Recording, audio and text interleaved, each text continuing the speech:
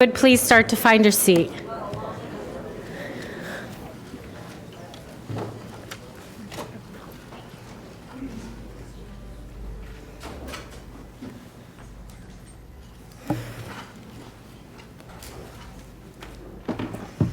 Mayor Baxter, Present. Commissioner Flores, Commissioner Marino. Here. Commissioner Powell.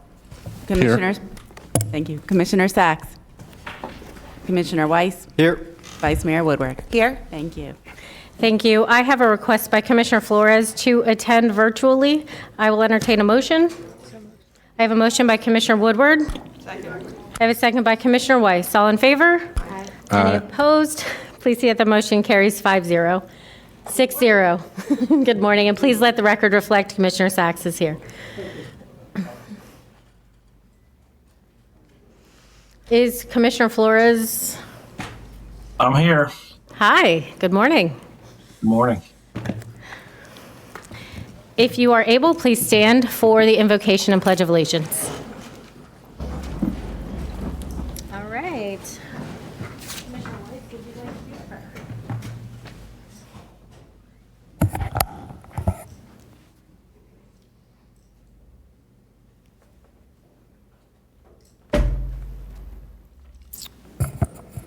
Dear God, we are thankful for this day that you have given us, for its blessings, its opportunities, its challenges. We pray for strength and guidance for each day as it comes, for each day's duties, for each day's problems. May we be challenged to give our best always, and may we be assured of your presence with us. Amen. I pledge allegiance to the flag of the United States of America and to the republic for which it stands, one nation, under God, indivisible, with liberty and justice for all.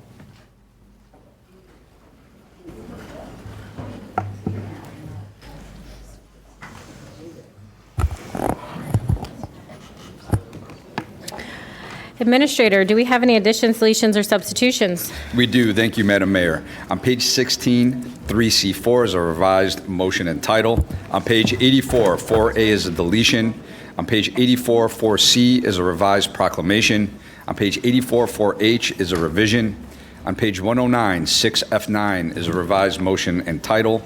On page 114, 6H1 is a revised motion. That is all, Madam Mayor. Thank you, Administrator. I will entertain a motion to adopt the agenda. So moved. I have a motion by Commissioner Woodward, a second by Commissioner Weiss. All in favor? Excuse me, Vice Mayor Woodward. All in favor? Aye. Any opposed? Please see that the motion carries 6-0. Would anyone like to pull anything from consent?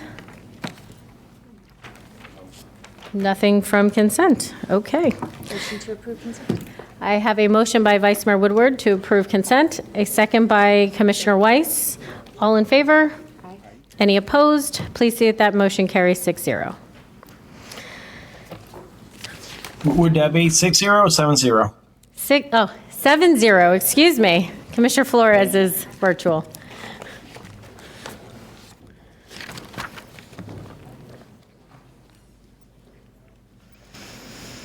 Moving on to special presentations.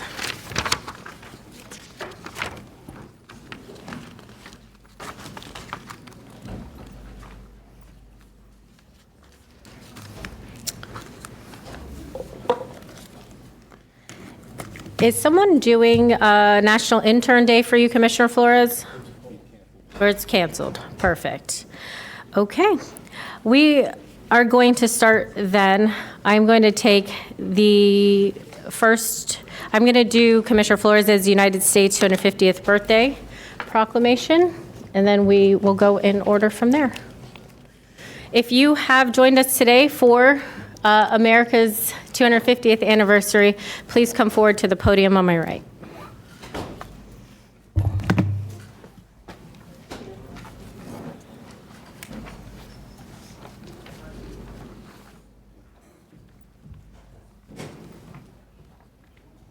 People are parking.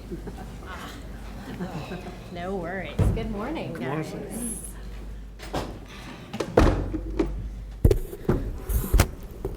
It is not every day we get to celebrate America's birthday, right? Once a year. But 250th anniversary is just extra special. So we have a proclamation here today that we are July 4th, 2026. The United States of America commemorated the 250th anniversary of the adoption of the Declaration of Independence, a defining moment in our nation's history that proclaimed the ideals of liberty, equality, self-government, and the pursuit of happiness. Whereas for 2.5 centuries, generations of Americans have worked to build, defend, strengthen, and improve our nation, guided by the principles of democracy, freedom, opportunity, and civic responsibility. Whereas the 250th anniversary of the United States provides an opportunity for residents to reflect on the courage and vision of our nation's founders, honor the sacrifices of those who have served our country, and recognize the contributions of all who have helped shape the American story. Whereas Palm Beach County is home to residents of many cultures, backgrounds, and walks of life, whose shared commitment to the community services progress reflects the enduring promise of the United States. Whereas this historic milestone encourages all residents to celebrate our nation's achievements, learn from our past, participate in civic life, and recommit ourselves to the values that unite us as Americans. Whereas we mark 250 years of independence, we look toward the future with gratitude, hope, and a renewed dedication to create a more perfect union for generations to come. Now therefore, be it proclaimed by the Board of County Commissioners of Palm Beach County, Florida, assembled in regular session on this 7th day of July, that the board celebrates the 250th anniversary of the United States. Okay.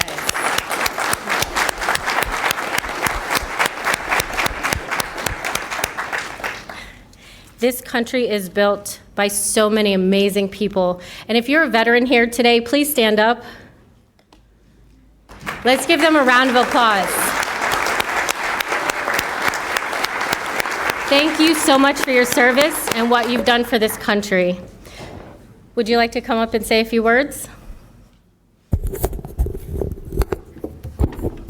As a proud American, I'm honored to be here. And thank you, Mayor Baxter, Commissioner Baxter, for this proclamation. Once again, it's an honor to be here, and I love the state of Florida. Thank you. All right, while we take pictures, if someone would like to do next on the list, I know my D6, just skip mine and I'll come back to that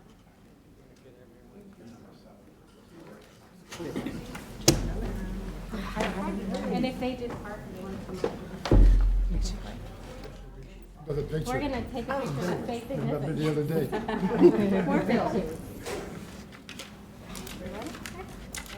Hold two. There we go. Should we look mean? No. Good, big smile.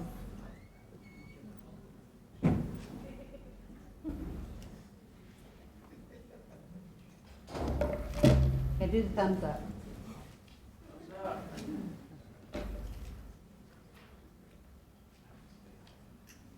Thank Oh, you. perfect. Thank you. Thank you very much. Appreciate it.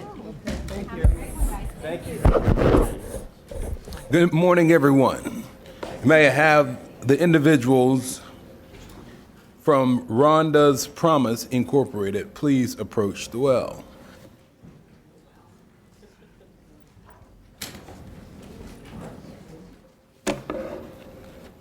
It is indeed such a pleasure to be here this morning. Today,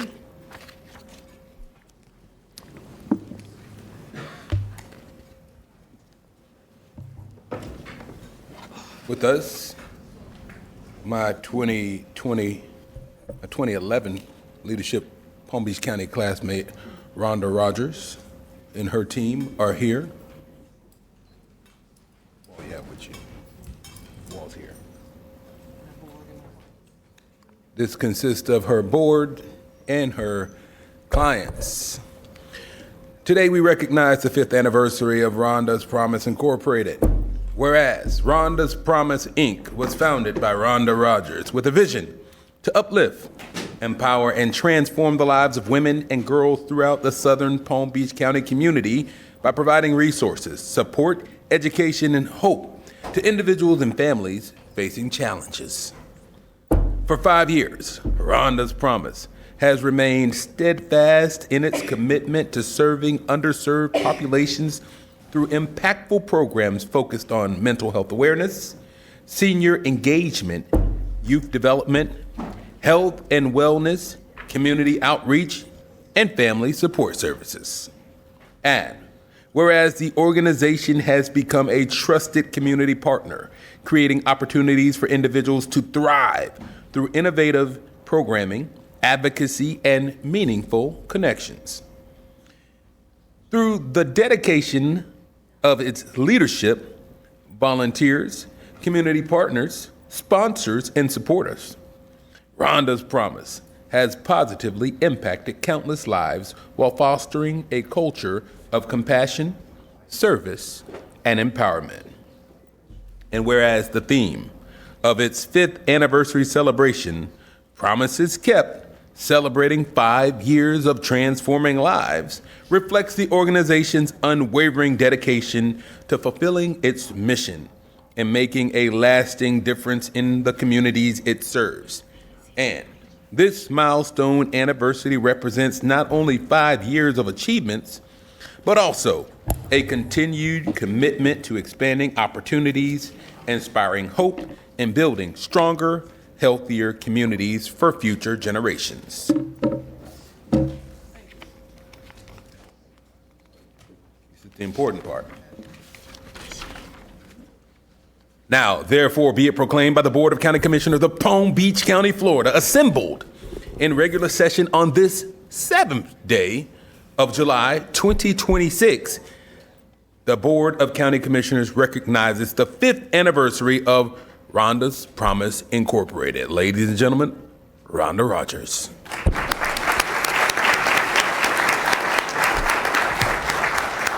Thank you so much to my wonderful classmate, Commissioner Bobby Powell. I want to thank the entire dais and commissioners for this honor. It is our 5th anniversary, and for those who do not know, Rhonda's Promise is a nonprofit that focuses on working with girls, senior citizens, and women, and we focus on mentoring, mental health, as well as different programs for our senior services. Our actual anniversary is July 12th, and so that is going to be our main day, and I'd like to invite you on November 1st to celebrate with us our 5-year gala at Benvenuto. Again, thank you, Commissioner Powell, and thank you, Vice Mayor and Vice Mayor and the entire dais for this wonderful proclamation. Thank you.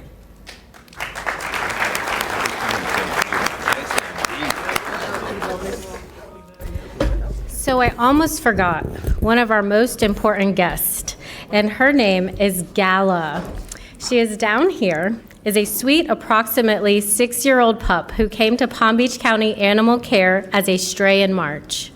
Although she was microchipped, we were unfortunately unable to locate her owner. Gala has become a volunteer favorite, loves doggy daycations and play groups, and has a gentle, affectionate personality. She even has a unique scar on her back that only adds to her charm. Now all Gala needs is a loving family to call her own. So if anyone would like to say hi to Gala and adopt her, she will be in chambers today during our proclamations. Thank you so much for bringing her. And trained already. Can you come train my puppy?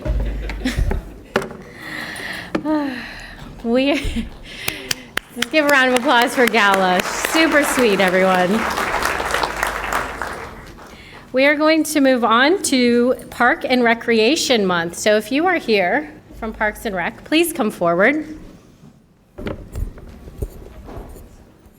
As someone who loves to be outdoors and has 3 boys, this is one of my favorite departments.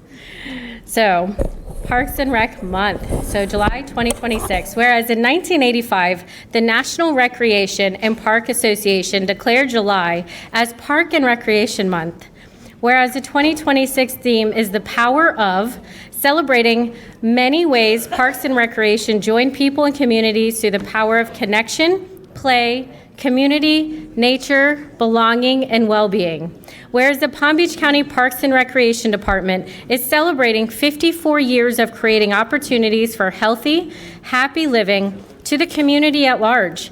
Whereas Parks and Recreation promote the health and wellness, improving the physical and mental health of people who live near and visit parks along the environmental well-being, providing space for wildlife to thrive and people to connect with nature through outdoor recreation.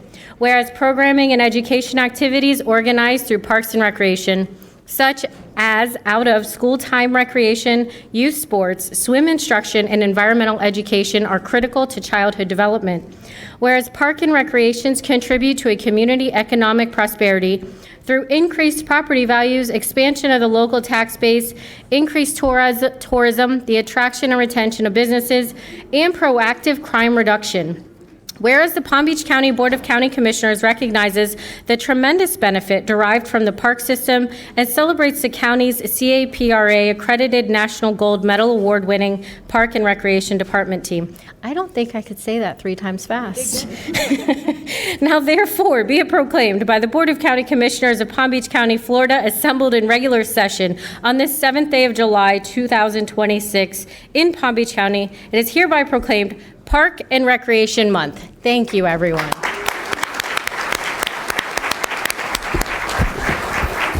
Thank you so much, Mayor Baxter, Vice Mayor, Commissioners, for your ongoing support. Thanks to the public for their support of our amazing park system. I do feel like it's something that makes our community truly special.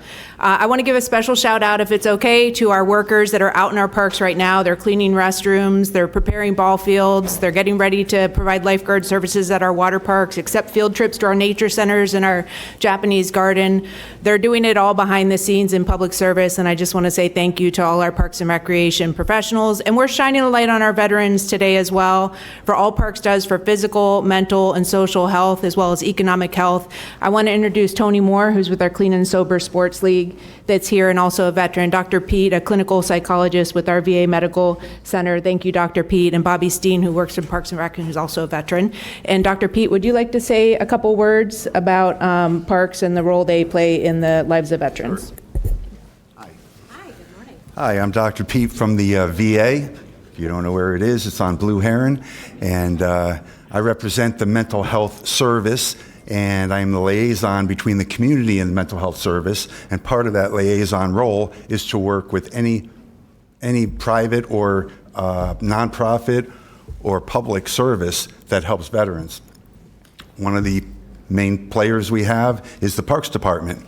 And we've partnered with the Parks Department in many areas to give veterans a better life, better wellness, because we know that the veterans do not come to the VA full-time. They're in the community, and we want them out in the parks enjoying themselves.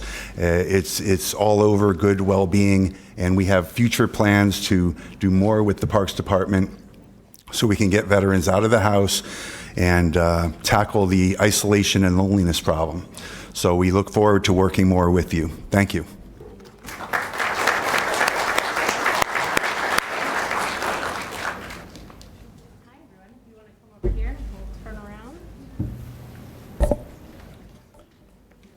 While they take that picture, I'd like to have the individuals for Parents' Day come up.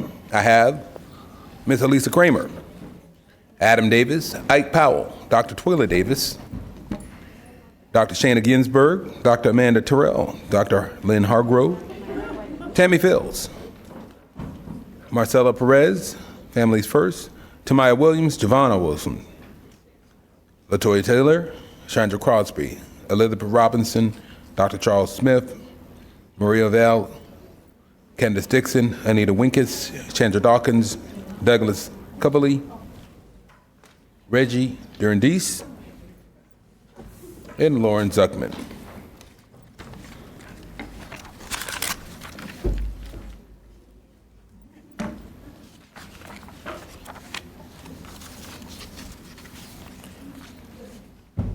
This proclamation declares July 26, 2026, as National Parents' Day.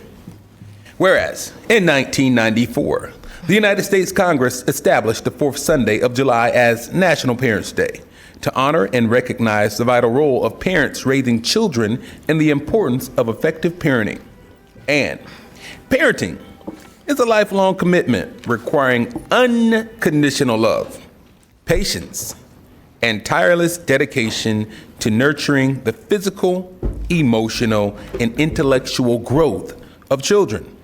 And parents serve as their children's first teachers, primary role models, and protectors, instilling the guidance and values to shape the character, foster resilience, and build success in our youth. And modern parenting takes many forms. We honor all families in Palm Beach County, including biological, adoptive, foster, and kinship parents, as well as guardians and caregivers who provide stable and loving environments for children, directly impacting the long-term well-being of our community. And whereas it is essential for businesses, schools, and government agencies to support policies that strengthen family units and provide parents with resources and tools they need to thrive and help our future generations reach their full potential. Now, therefore be it proclaimed by the Board of County Commissioners of Palm Beach County, Florida, assembled in regular session on this 7th day of July 2026, that July 26, 2026, in Palm Beach County is hereby proclaimed National Parents' Day.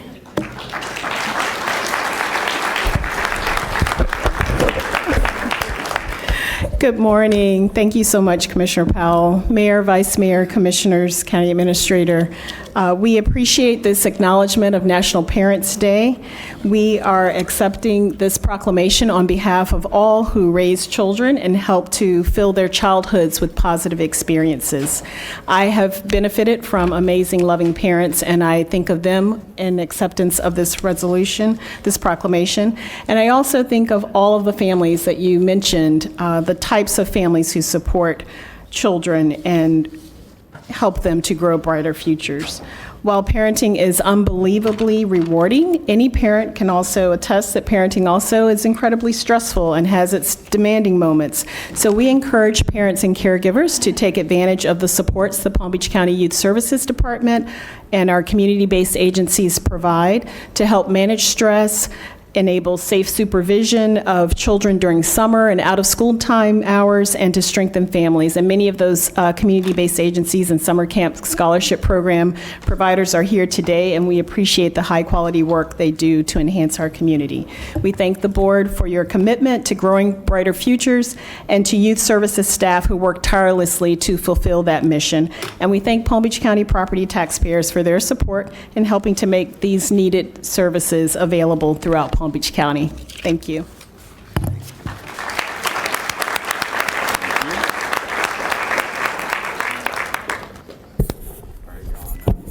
So while they're taking their picture, we're going to talk about Summer Learning Week.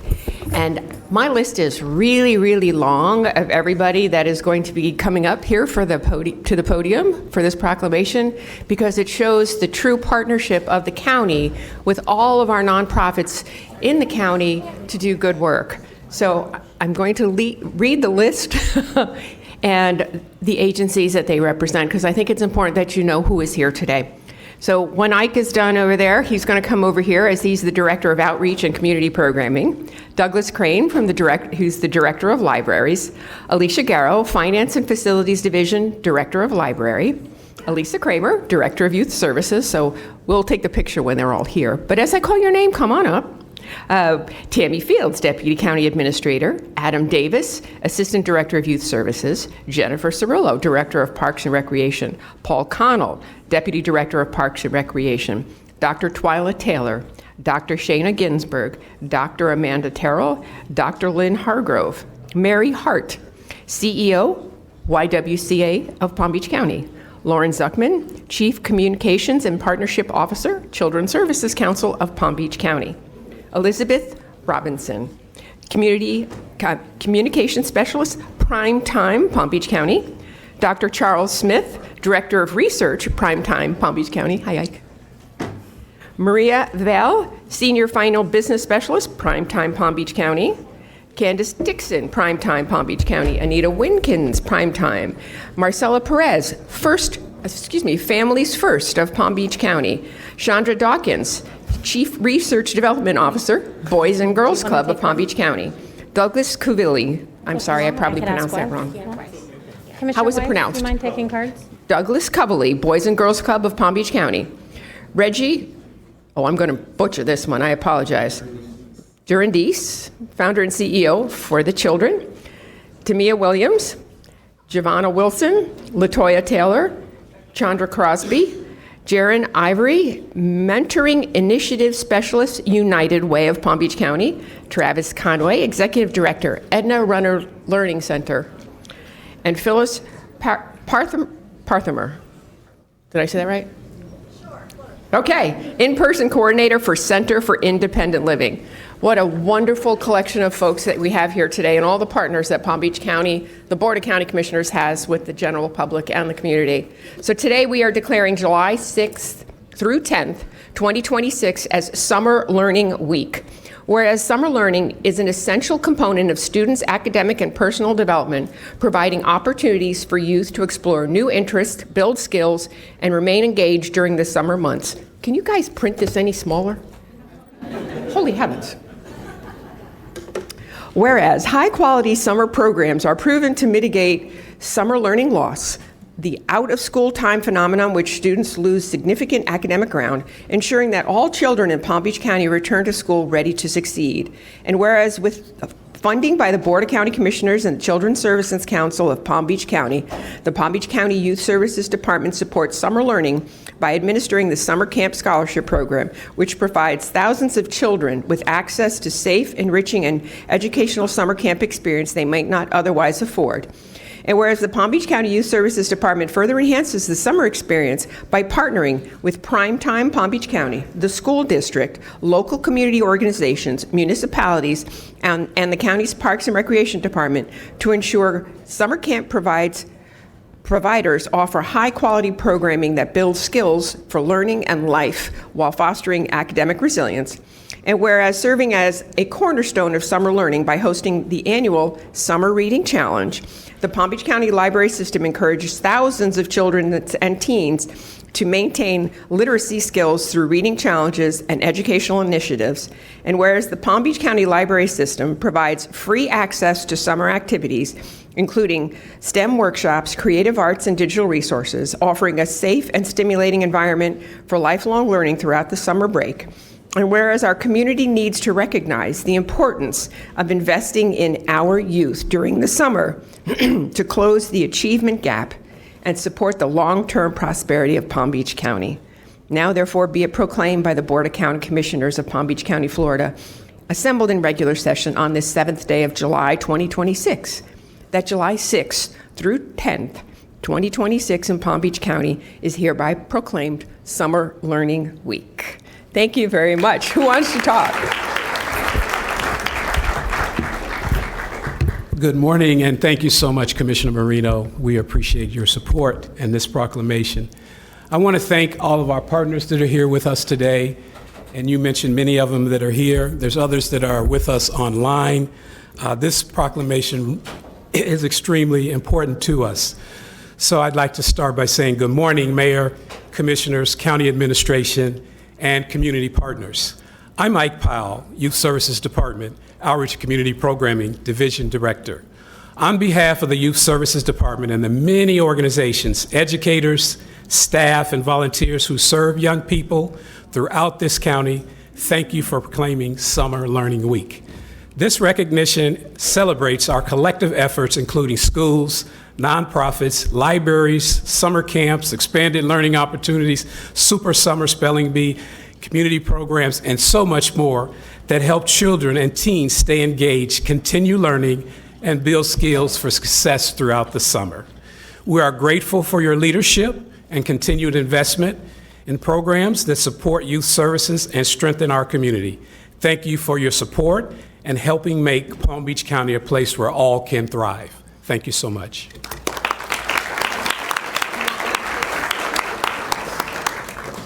Would one of you like to say something? Don't be shy. No reason to be shy. This is a great program, and you're taking advantage of it. No? What? These are the kids from 4th of July. Say thank you. So these young people are from our local not-for-profit For the Children. They do so much, and they serve as the Youth Empowerment Center in Lake Worth, and they also have other programs that they serve within the community. And we're so grateful for their support and the awesome work that they and all of our community-based agencies do to the healthy development for youth throughout the county.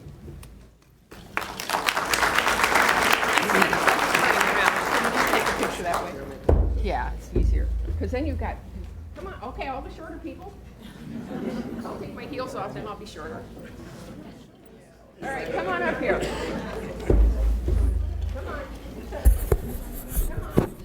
Heels on today, so I can speak. If you can't see the camera, it can't see you. Yeah. The camera? That includes everyone in back. Everyone in here.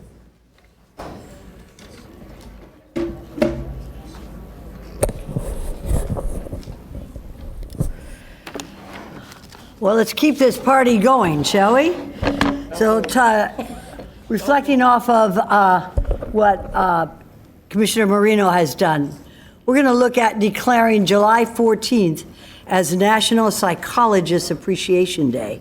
So if I could have up here with me, if I could have Dr. Twila Taylor, Division Director of Youth Services, if I could have Dr. Shana Ginsberg, Chief Clinical Service Education and Training of Youth Services, and if I could have Dr. Amanda Terrell, Chief Residential Clinical Services of Youth Services, Dr. Lynn Hargrove, Psychologist, Elisa Kramer, Director 3 of Youth Services.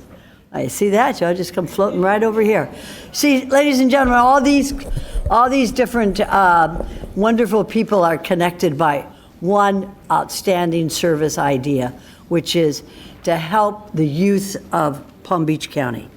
And Ike Powell, Division Director 2, and Tammy Fields. Tammy, you just might as well just walk back and forth. I hope you got your tennis shoes on. That's good, good, good. And yes. So, okay, let's get started. The field of psychology is essential to the health and well-being of our society, providing the scientific research and clinical expertise necessary to understand human behavior and improve mental health outcomes. Whereas individuals needing help facing life's challenges benefit from the vital support of psychologists who provide evidence-based treatments for mental health disorders and the development of emotional resilience. Whereas psychologists working alongside the Palm Beach County Youth Services Department, school district, remember I told you about taking care of our youth, of Palm Beach County, and behavioral health providers contribute significantly to our county by fostering emotional and intellectual growth of the next generation. Whereas by translating complex research into accessible knowledge, psychologists advance public health and foster a broader understanding of mental wellness and collaboration with other health professionals. And whereas the County Services Department relies on the specialized expertise of psychologists to deliver trauma-informed mental health services. Whereas the National Psychologist Appreciation Day honors your dedication, your compassion, and your professional excellence by giving to our youth here in Palm Beach County contribution to advancing the science of the mind and healing of the soul. So therefore be it proclaimed by the Board of County Commissioners of Palm Beach County, Florida, assembled today in regular session on the 7th day of July 2026, that July 14th, 2026, in Palm Beach County is hereby proclaimed National Psychologist Appreciation Day. Let's show our appreciation. Give them a big round of applause. Thank you. Thank you, Commissioner Sachs. Good morning, Mayor, Vice Mayor, Commissioners, and County Administrator. Thank you for recognizing National Psychologist Appreciation Day, and a special thank you to Commissioner Sachs for sponsoring this proclamation. I'm Dr. Twyla Taylor, licensed psychologist and division director with Youth Services Department. My fellow psychologists and I, please join me. My fellow psychologists and I are honored to accept this recognition. We are 3 out of 6 psychologists in youth services who serve in many capacities, not only as licensed clinicians providing direct care, but also as clinical supervisors, educators, program chiefs, and division leadership. Youth Services has become a leader in the next generation, in the training the next generation of psychologists. Becoming a psychologist takes 10 to 13 years. That includes 8 to 10 years of undergraduate and graduate education, followed by 2 years of full-time supervised clinical experience, and lastly, passing the national licensing exam. We are one of 4 doctoral internship program sites in Palm Beach County. For nearly 25 years, we have been training future psychologists and have earned the American Psychological Association's highest distinction, a 10-year reaccreditation. Fun fact, 4 out of the 6 psychologists in YSD started as interns or fellows. Our interns and postdoctoral fellows deliver evidence-based, trauma-informed services under the supervision of licensed psychologists at a significantly lower cost than hiring an equivalent number of licensed clinicians. This model expands access to care while also strengthening the county's behavioral health workforce. And importantly, all youth services programs, whether provided by staff or interns, are free of charge, ensuring care is accessible to all families, a direct result of this board's support. Today's proclamation honors not only the profession of psychology, but also the collective work of clinicians, trainees, supervisors, and community partners who promote healthy development, build resilience, reduce risk, and support the mental health and well-being of Palm Beach County's youth and families. On behalf of all psychologists serving Palm Beach County, thank you for this recognition and your continued commitment to our community's mental health.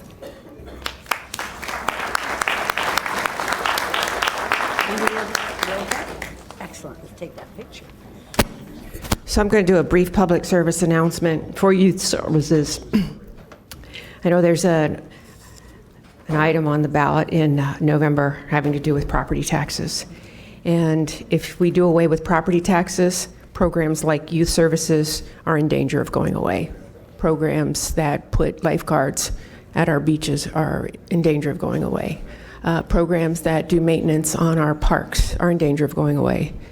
And programs that offer the absolute basic services that this county provides, like police, fire, road maintenance, emergency management, they're in danger of going away. So just think about what you're voting for in November, and please educate yourself. Thank you. That's just my public service announcement for today. However, I'm going to bring up Tom Lanahan from Treasure Coast Regional Planning Council. Tom is the executive director of the Treasure Coast Regional Planning Council. And for those of you that don't know it, Treasure Coast we're celebrating 50 years. So today we're celebrating their 50th anniversary. And whereas the Treasure Coast Regional Planning Council was established on August 19th, 1976, through an interlocal agreement between Indian River, Martin, Palm Beach, and St. Lucie counties to address issues of regional impact. And whereas Palm Beach County is a proud member of Treasure Coast Regional Planning Council and has benefited from the leadership in fostering regional collaboration and coordination. And whereas for 50 years, Treasure Coast has brought together elected officials and regional leaders to address complex challenges affecting the Treasure Coast region and to promote cooperation across jurisdictional boundaries. And whereas Treasure Coast provides valuable programs and services, including urban design and town planning, economic development, transportation and land use planning, emergency preparedness, natural resource planning, and administration of the Brownfields Revolving Loan Fund program. And whereas through these efforts, Treasure Coast has supported sustainable growth, environmental stewardship, economic vitality, and regional resilience for the benefit of its members and county municipalities. And whereas Treasure Coast has served as a trusted partner to Palm Beach County, providing technical assistance, planning expertise, and a forum for addressing regional issues and opportunities. And whereas the year 2026 marks the 50th anniversary of the Treasure Coast Regional Planning Council, representing 5 decades of dedicated service to the region. So now therefore be it proclaimed by the Board of County Commissioners of Palm Beach County, Florida, assembled in regular session on this 7th day of July 2026, that the board celebrates the 50th anniversary of the Treasure Coast Regional Planning Council. Hi, Tom. Thank you. Thank you so much. Just a couple quick words. Thank you for this honor. It's a pleasure to be with you today to celebrate 50 years of regional planning in working in concert with you here in Palm Beach County. If you think back to 1976, the growth in this county and our region has been extraordinary, and we've been with you for that every step of the way. This is your Regional Planning Council, and happy to be here just to represent your council and receive this proclamation. So thank you so much. And I do have a little something for each person. If you would you be? Thank you. Thank you so much. Okay. Yes. Well, 50 years worth of corn. Yeah, that's exactly right. I should say, ladies and gentlemen, thank and you, a Madam little Mayor. dog there, right? need you. Okay, we're going to go on to one of my favorite people, and that is who represents the veterans of foreign wars. And we're going to declare July 7th, which is today, 2026, as Veterans of Foreign Wars Post. And if we could have come forward, Commander Barry Golden, and of course, Mrs. Rebecca Golden. You're lucky. I don't know who's luckier, Barry, you or your wife. Well, come on, both of you, come on up. I want to honor the missus as well. Dan Thomas, Senior Vice Commander. Doug Weppert, a trustee of the VFW Post. Ron Hutkren, and excuse me, Veteran Service Officer of Palm Beach County, Division of Veteran Services.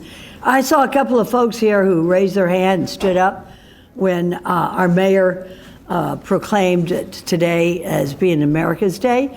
So if you're a veteran, you're more than welcome to come on up and join us, please.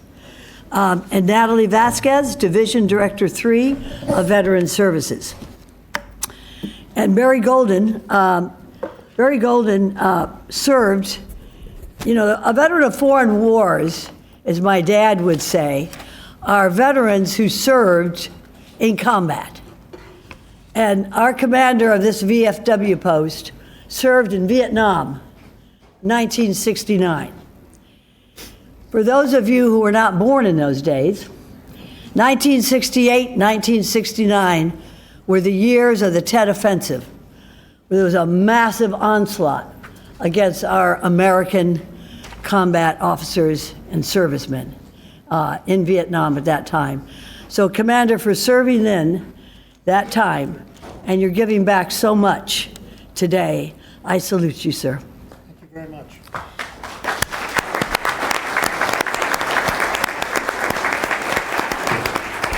And thank you for being with them. I appreciate it. Veterans of Foreign Wars 10556, known as the Simpson Galla-Ferraro Memorial Post, has faithfully served veterans, military families, and the Boca Raton community since its inception in 1981, offering advocacy, camaraderie, patriotic programs, and vital support to those who have served our nation.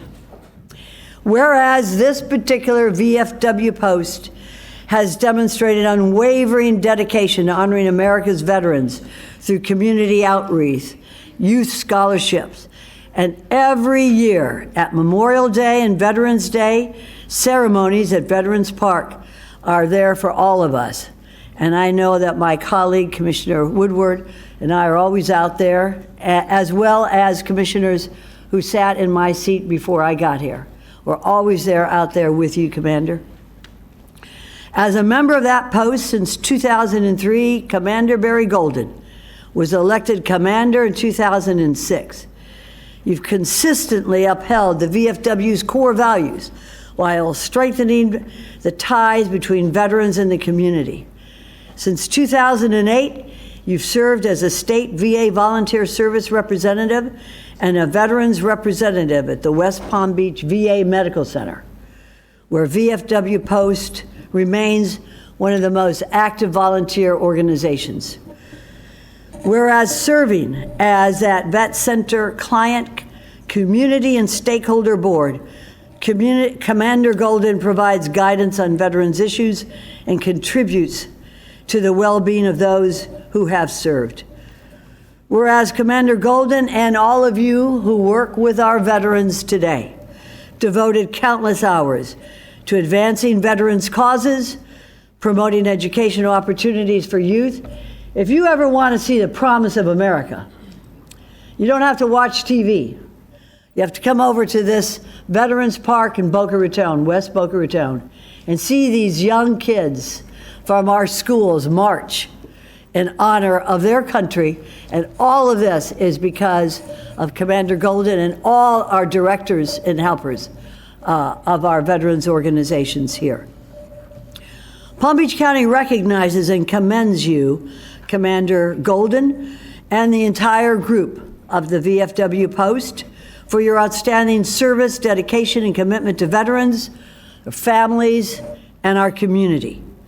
So now, therefore, be it proclaimed by the Board of County Commissioners of Palm Beach County, assembled in regular session on this 7th day of July 2026, that this day, July 7th, 2026, in Palm Beach County is hereby proclaimed Veterans of Foreign Wars Post 10556 under your leadership, Commander Barry Golden. Thank you, sir, for your service. And I mean it.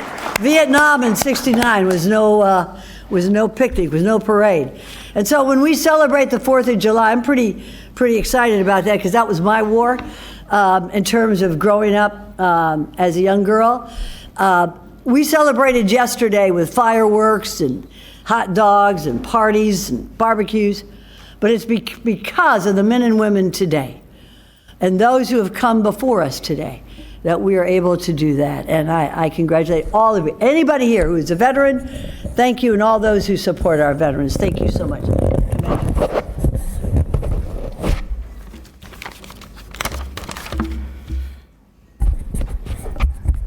I want to thank Commissioner Sachs and the Palm Beach County Board of Commissioners for this great honor. Palm Beach County, the Board of Commissioners, and the Palm Beach County Department of Parks and Recreation, along with the Palm Beach County Sheriff's Office and Fire Department, have been supportive of the VFW and our efforts to support and help our veterans, regardless of where or when they served. We appreciate this effort and assure you we will continue to do what we can to help our veterans, whether living in Palm Beach County, Northern Broward County, or patients or residents of the Thomas H. Corey VA Medical Center in West Palm Beach. We are both jointly interested in the youth of our state and county and want to take every opportunity to stress the importance of patriotism and service. My experience with the use of both Boca Raton and Palm Beach County is that we do not have to worry about future leaders and their dedication to our country as we celebrate the 250th birthday of the United States of America.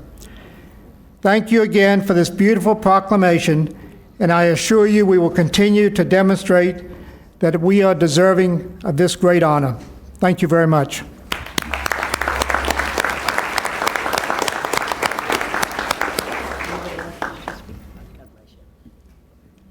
Okay, very good. Let's go over here. There you go. Step down. Commander, we'll get everybody around me. Okay. Is that everybody here? We're friends. All right. Okay. Got everybody. Got everybody?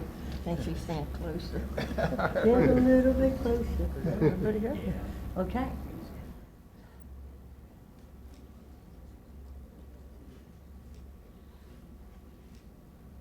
Okay, well, she's a boss. Oh, good. Thank you. Thank you.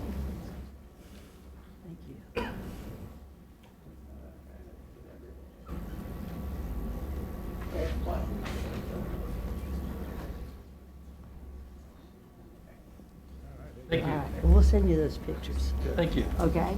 Thank you so much. Good man. God Thank you bless for you your for service. putting up Thank you with very much for your it. You deserve all the honors. Hi, everyone. So we actually have another dog with us today, and wait for it, named Raisin Bran.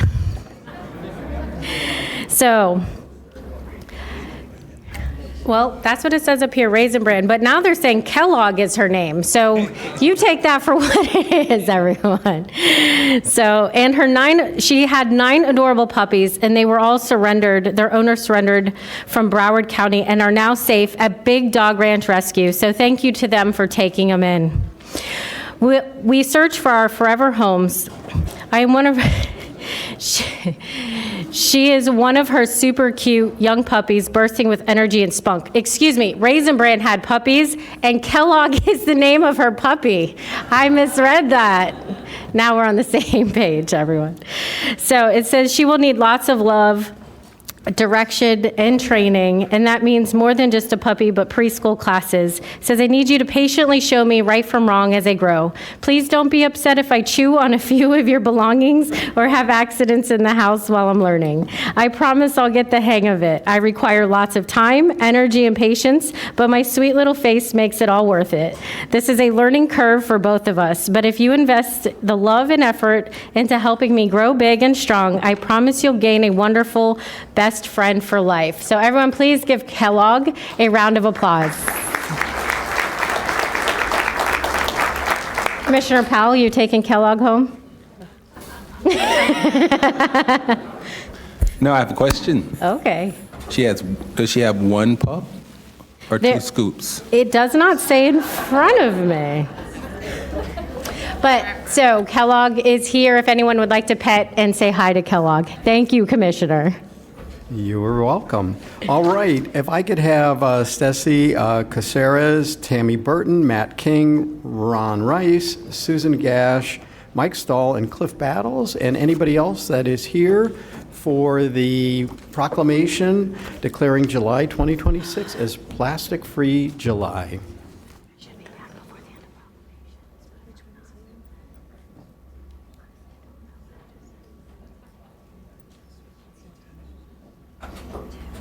Good morning.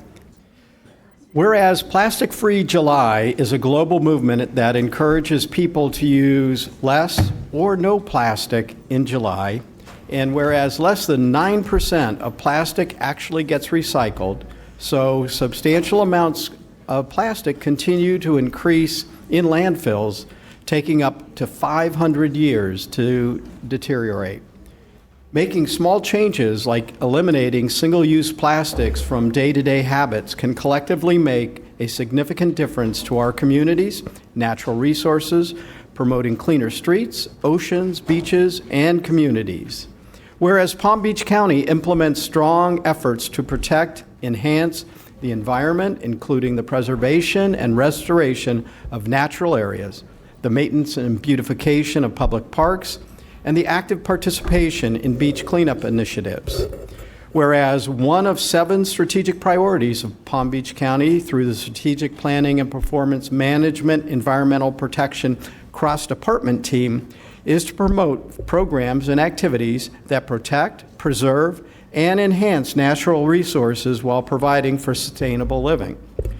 Whereas Palm Beach County supports initiatives aimed at reducing the negative impacts of plastic and sharing information about how residents and businesses can reduce the reliance on single-use plastics, thus joining the international effort to reduce plastic pollution and the health risks associated with it. Now, therefore, be it proclaimed by the Board of County Commissioners of Palm Beach County, Florida, assembled in regular session on this 7th day of July, 2026, that July 2026 in Palm Beach County is hereby proclaimed Plastic-Free July. And I should say, reuse is even better than recycling, and that means you can take, there's no reason single-use plastics can't be reused. And so if you ever come up to the 12th floor when I'm eating lunch and I brought something in, you'll see me washing my plastic fork and knife. So anyways, congratulations. And who's going to be making their... Good morning, Commissioners, and thank you, Commissioner Weiss, for sponsoring this year's Plastic Free July proclamation. It's a pleasure to be here today alongside my colleagues from the Environmental Protection Cross-Departmental Team as we recognize this important initiative. The Environmental Protection CDT brings together 9 departments across the county working in partnership to advance environmental stewardship and lead the way towards a cleaner, healthier future for our communities. Plastic Free July invites all of us to take a closer look at our everyday habits and the plastic that we use without a second thought.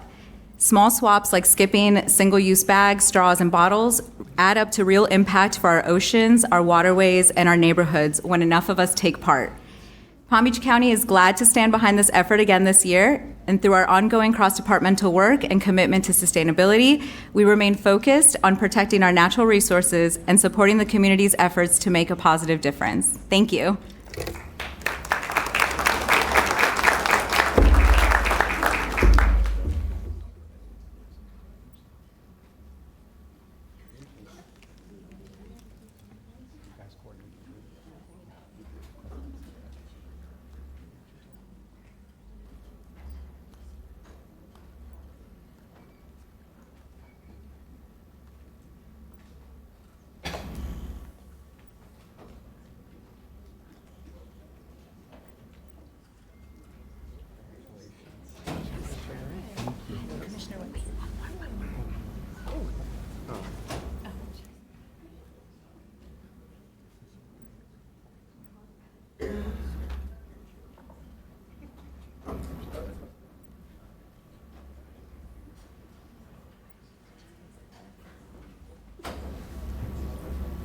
Right, where's Tammy Fields at?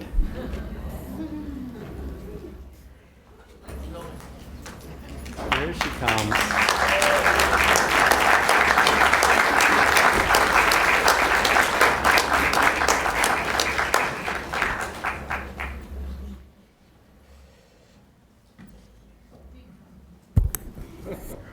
What an honor. We are declaring July 14th, 2026 as Tammy Fields Day in Palm Beach County. Whereas Tammy K. Fields spent her youth growing up in upstate New York before building a distinguished career in public service in Palm Beach County, dedicating almost 4 decades to serving the county's residents, and she earned dual undergraduate degrees in policy studies, public relations from Syracuse University, and a Juris Doctorate from Stetson University College of Law. In addition, she completed certificate programs in trauma-informed care from Florida State University and diversity in the workplace from the University of South Florida, preparing for her lifetime of leadership in service to the public. Whereas, although initially pursuing public relations, Tammy's aptitude for legal argument, recognized during a First Amendment law course, led her to take the LSAT, scoring in the top 2% nationally, and to attend law school, launching her legal career. Tammy joined the county in 1989 as an attorney for the county attorney's office, overseeing community services and helping to establish the Youth Services Department, and later becoming its inaugural director in 2015. In 2023, she was appointed Deputy County Administrator. Tammy is widely recognized for her leadership in juvenile justice and child welfare, advancing initiatives that strengthen support systems for at-risk youth and families. Throughout her career, she has been a trusted advisor, known for her calm presence, sound judgment, and unwavering dedication to the organization and the residents that it serves. Whereas, as Youth Services Department Director, Tammy received the Spirit of Sanctuary Award for her leadership in trauma-informed care and the Presidential Lifetime Achievement Award in 2024 for her service to the nation, yet considers her proudest accomplishment being a mother to her children, Eric and Jess. And whereas after 37 years of distinguished public service with the county, Tammy Fields will retire on August 7th, 2026, leaving behind a legacy of leadership, mentorship, and commitment to Palm Beach County. Now, therefore, be it proclaimed by the Board of County Commissioners assembled in regular session on this 7th day of July, 2026, that July 14th, 2026 in Palm Beach County is hereby proclaimed Tammy Fields Day.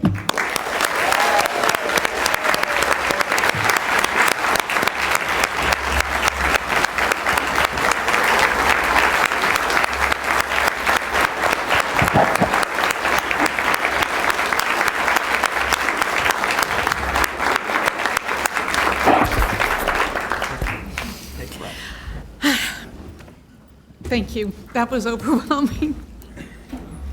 Before I get started, Administrator Abruzzo reminded me that I needed to tell you all a bit of good news. You saw youth organizations over and over with proclamations this morning. I want to share an important statistic. For 2026, we just got the report for the month of June. There have been no youth suicides in Palm Beach County for 6 straight months.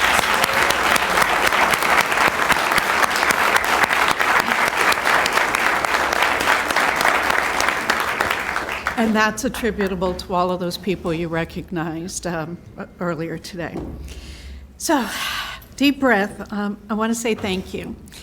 And I wanted to start with a quote from a poem by Robert Frost. It's from Two Tramps in Mud Time. And it's, my object in living is to unite my avocation and vocation as my two eyes make one in sight. And my career with Palm Beach County has allowed me to do that. My avocation is the people. I love people. I love interacting with people everywhere. And I also, my avocation is for fairness and justice. So serving in the county attorney's office, the youth services department, and in county administration, I have been able to have a vocation that was truly my avocation.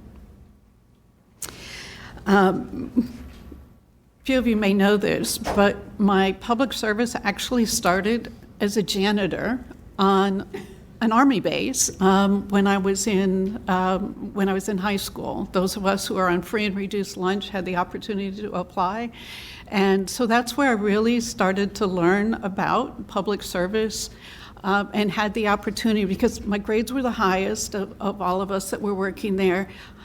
I got to empty the general's trash cans. I was the only one that was given the clearance to do so. And he happened to be there one day, and he started he asked me what I like to do, and I told him I love to write. And he said, "Oh, I hate it. Can you start writing speeches for me?" And that was one of my introductions into public relations. And that's where I got one of the degrees, and he wrote one of my letters of recommendation for me to go to Syracuse University. So that was the start. I want to thank the leaders I've served under along the way, Denise Marie Neiman, Bob Wiseman, Virginia Baker, and now Mr. Abruzzo. I also want to thank Aaron Hand, who has really been my support while I have been in county administration. And the individuals that are in my vertical. My vertical, to me, is the public-facing one. So Elisa Kramer from YSD, James Green from Community Services, Jennifer Cirillo from Parks, Doug Crane from Libraries, and Lisa D. From Public Affairs. They work so well together, and I thank the administrator for putting that vertical together. It really makes a lot of sense. The county's in great hands under Mr. Abruzzo's leadership, and with Pat Rutter, Tracy Ellison, Tom Nadler, and Jonathan Brown, and I think there's an announcement of a new one later in the meeting. And I've developed so many lifelong friendships here, and I'm sure I'll forget people, but I want to mention Michelle Liska, Sherry Brown, Kathy Scarlett, who used to be here, Diane Sauve, Nancy Bolton, and Seth Bernstein, some of my closest friends, and some who are my travel partners, and I get to do more of that coming up soon. And I want to thank Don Chester here. As mentioned, my proudest achievements are my kids, Eric and Jess. And they were both born in St. Mary's Hospital. One was born at the time that Tiffany Trump was born, and one was born when President Clinton broke his ankle. And so, there was a lot of stuff going on. Don Chester came in both times, made sure I was doing okay, and made sure I was watched over at St. Mary's Hospital. So I want to thank you for that. And I want to just thank all of you. Keep up the great work. Keep making Palm Beach County a wonderful place for every person in this county, not only to survive, but to thrive. Thank you.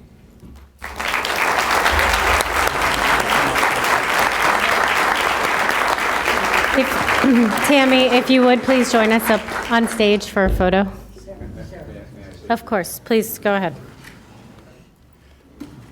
Thank you, Madam Mayor.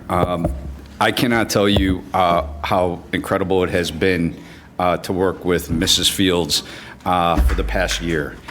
In full disclosure, I did ask if she would stay on for another year and defer her retirement, but then she told me about all the incredible trips and cruises and things that she had planned, so wasn't in the cards for the media. But I get to see Tammy work day in, day out, every day, and how much she cares about the residents and all of you in Palm Beach County. She does not stop, and thank you, Tammy, for talking about our cohesiveness up on the 11th floor, and that has to do with you and your senior leadership and how you made sure that your institutional knowledge and how you bonded us all together. So congratulations.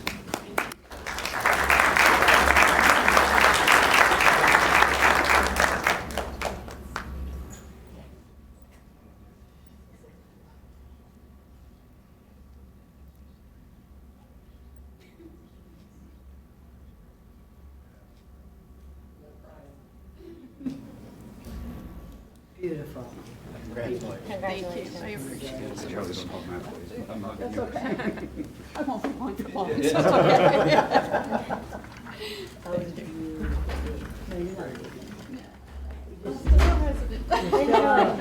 We're going to be leaning on you, Tammy.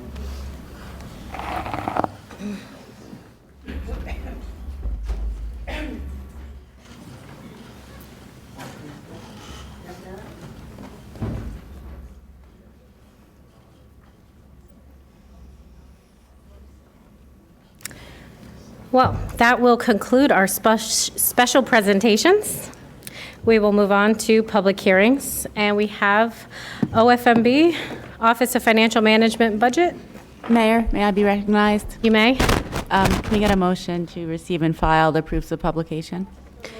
A motion by Commissioner Marino, a second by Vice Mayor Woodward. All in favor? Any opposed? Commissioner Flores, are you still with us? See, that motion carries 6-0. I'm here. Yes. 7-0.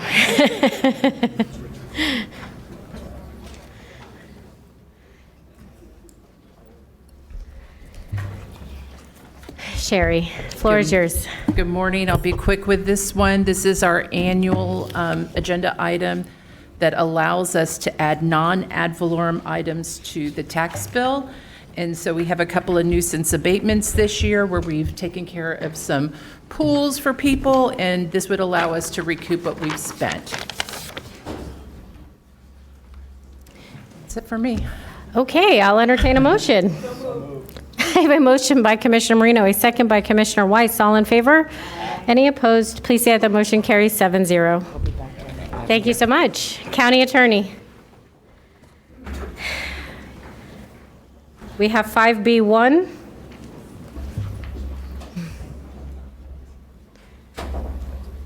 And we have Mr. Carey, our administrator from the SWA. Does anyone need a presentation? I don't. I'll entertain a motion. I have a motion by Commissioner Marino, a second by Commissioner Sacks. All in favor? Aye. Any opposed? Please say that the motion carries 7-0. Thank you guys for coming down. Moving on to regular agenda. Administration. Presentation from the property appraiser. Hi, good morning, Ms. Jacks. Good morning. Nice to see you all. Dorothy Jacks, your county property appraiser. I'm here as part of your budget conversation this morning, and just wanted to provide some updates. Thank you. When I was here on June 2nd, we were in the early days of the passage of the property tax reform measure. You asked me a number of questions, which I took back and have the answers for you this morning to those, and we are happily writing down any more that you have today. But before we begin, I do want to just cover some updates regarding the amendment, the ballot amendment. There are, of course, two challenges taking place at the moment in the courts regarding the property tax reform amendment. The first is whether the ballot language is misleading or is not clear. That is a standard, has to be met for anything on the ballot. And if the courts determine that it isn't, the current language, it will be redrafted by the Attorney General. That can happen before the election. The second is a challenge to the residency requirement, which is really regarding the 5-year waiting period, that if someone moved to Florida after January 1st, 2027, they would, under the current language, be required to wait 5 years before receiving the higher homestead exemption amounts. And the courts have, in a prior case back in the 1980s, ruled that to be unconstitutional, that you would have two standards for residency. A standard that would apply to everybody prior to a date and a standard that would apply after that date. So that, I think, is a issue we should follow closely. It may, if the court determined that they feel this is discriminatory against those who arrive after the first of the year, the amendment could be null and void. Okay, so we will await the court's decision on those two matters. I did just want to make sure you were aware of them. So let's get on with the questions that you asked. First, you asked how many rental units are there in Palm Beach County. These are actually based on your census data, so it's a little bit old, but I don't think it makes. It's probably fairly pretty much the same, at least from a percentage standpoint. 179,000 rental occupied units out of roughly 733 total housing units. Why is that number higher than the number of parcels? Well, it's because many of those parcels are apartment buildings. So an apartment building might have 200 units, 400 units. So when you start to look at the number of actual living units, it would be all of those included in this higher number. So 733,000 total housing units, approximately 30% are rentals, and approximately 45% of the total units are single-family detached homes, 19% in large buildings. That's question number one. Question number two, how many parcels aren't paying any tax currently? Great question, and I've listed here for you federal government property, 110 parcels. valued at $681 million. State government property, just over 2,000 parcels valued at just over $2 billion. Local government property, 8,000 parcels valued over $14 billion. Charitable, religious, scientific, or literary, 1,700, just over $3.5 billion. Total and permanently disabled veterans and their surviving spouses, 4,500 at 1.6, and total and permanently disabled persons, 3,700 at 18 million. So that's that currently parcels that pay no tax. Okay. Now, in your folders, you should have some giant sheets. I know last time it was somewhat difficult to see these. I hope this time you have these, but what I've done is taken the top on this prior sheet, how many homesteads are impacted or affected by the amendment. I've given you that yellow section, which is your section, on the next page, so you can see it a little easier. You also have all of the cities, if you're interested. You will see here that... Dorothy, before you go on, question here is you have the homesteaded properties with assessed values less than $150,000. And then you have less than $50,000 and less than $250,000. Is it really less than $50,000 and then the next one is $51,000 to $150,000 and then the next one is $151,000 to $250,000? I don't want to double count. Does that make sense what I just asked you? It does, but if I could, I'll just go over this sheet first. Okay. There are two different sheets. This one is actually just the counts. Oh, I'm sorry, you are asking, I'm sorry, yes. No worries. Yes, it's from 50,001 up to 150K. Okay. Yeah, does that help? Yes. Okay. Thank you. All right, so let's just quickly go over the Palm Beach County numbers on this sheet. Palm Beach County, again, the first column is the total number of parcels. Second column is the total residential of those parcels. The third is the total homesteads, so you can see we're grading down. At the moment, based on 2025 numbers, 14,000 are valued less than 50,000. Again, that's mostly because they've owned for a very long time. Think about places like Century Village, Kings Point, smaller condominiums are below that. Next, homestead properties that are less than 150,000, 92,000, and obviously less than 250,000, 178,000.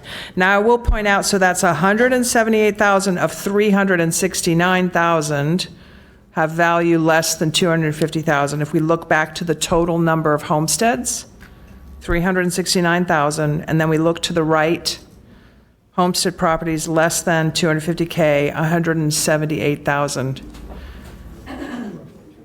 I hope I'm not completely boring you with my, I live and breathe these numbers, so. And then below that. Vice Mayor Woodward has some questions. Yes. Thank you. Just because Commissioner Marino had asked a question, and I think maybe I got a little confused. These are not cumulative, right? So if it's not the under 50, and then we add the 150, and then we add the 250.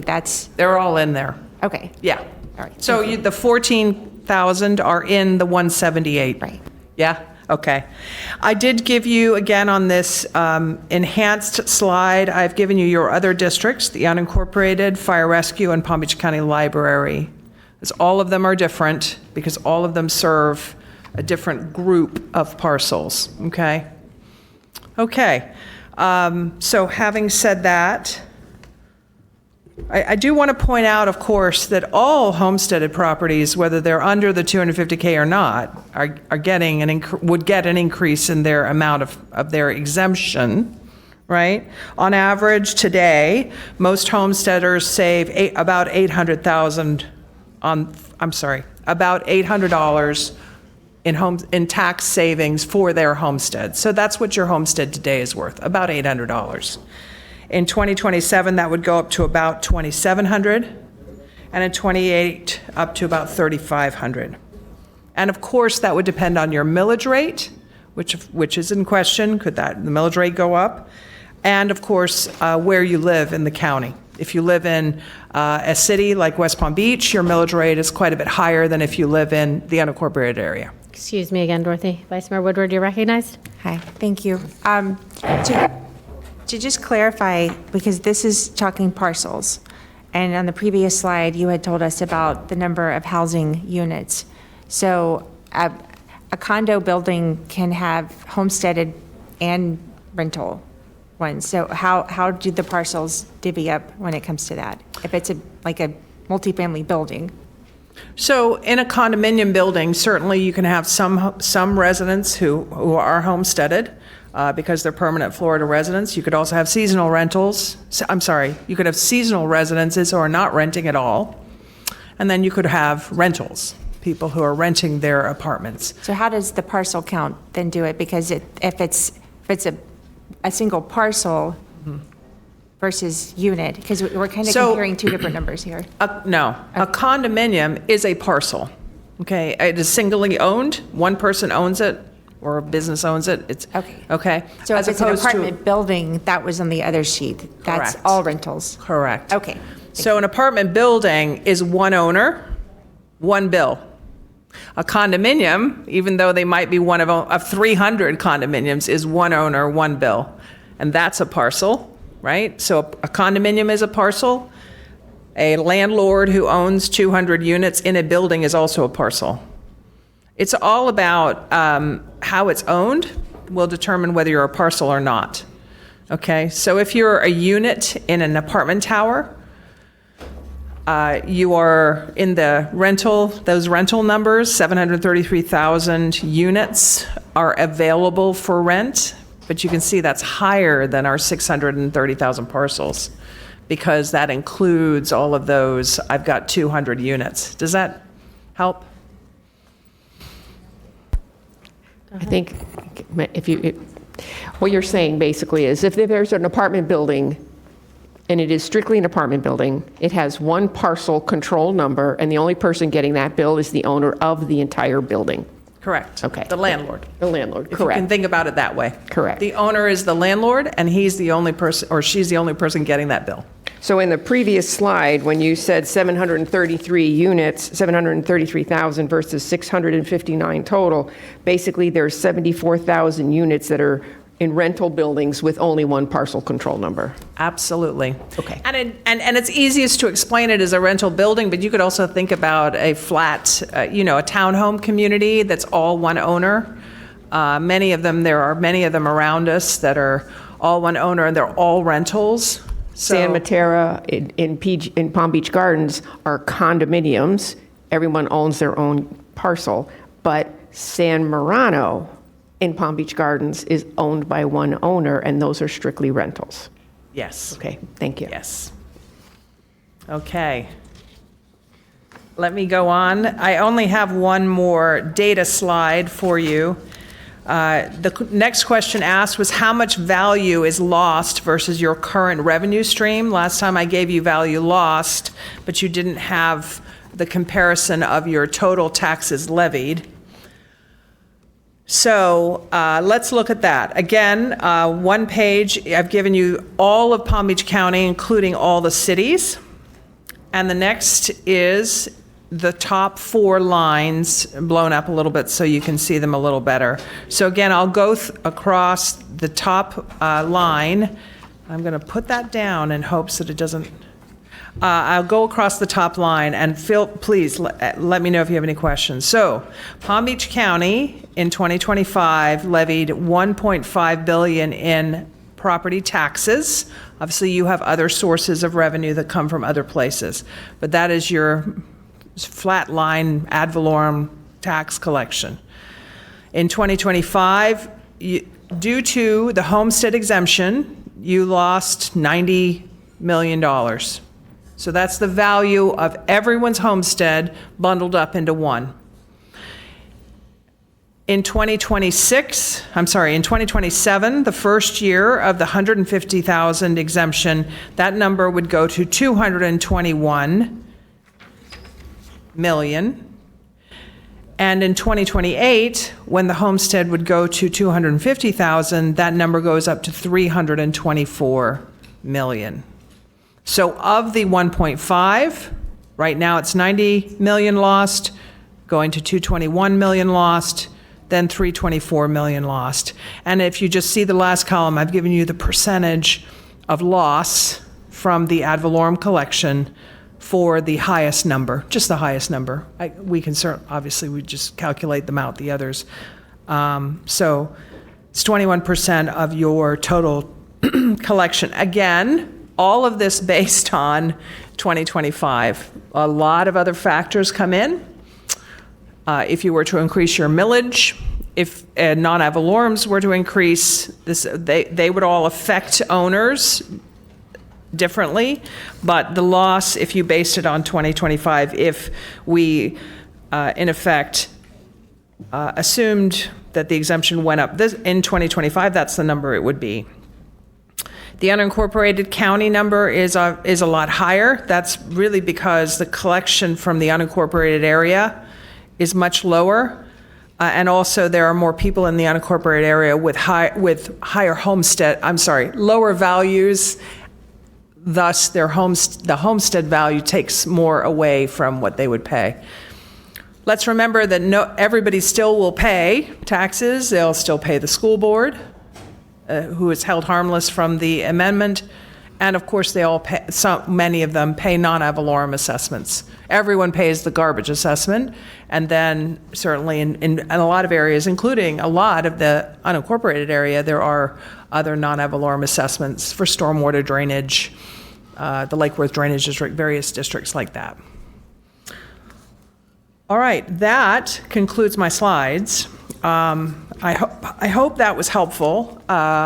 Again, every day we evaluate this language a little bit more. And in fact, later today, I have a call with our Property Appraisers Association. We're going to go over a few more things, but I've covered everything that we are right now thinking about. So. Commissioner Sachs, you're recognized. Thank you. As always, it's a pleasure to see you, Ms. Jackson. Yes, thank you. It's nice to see you too. These numbers are important. Can I have you stop my slideshow? I don't know why, and you can just leave. Thank you. You can just leave it there. You have any family pictures you want to put?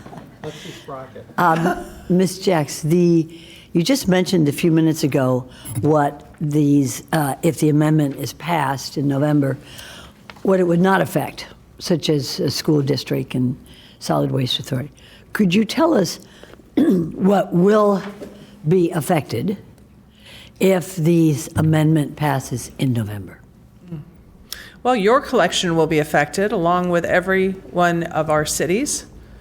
Specifically, can you talk about the libraries, our parks, things like that, if you can? Well, again, as I said last time, I'm your numbers person, so I can tell you how much money is going to be reduced from your collection.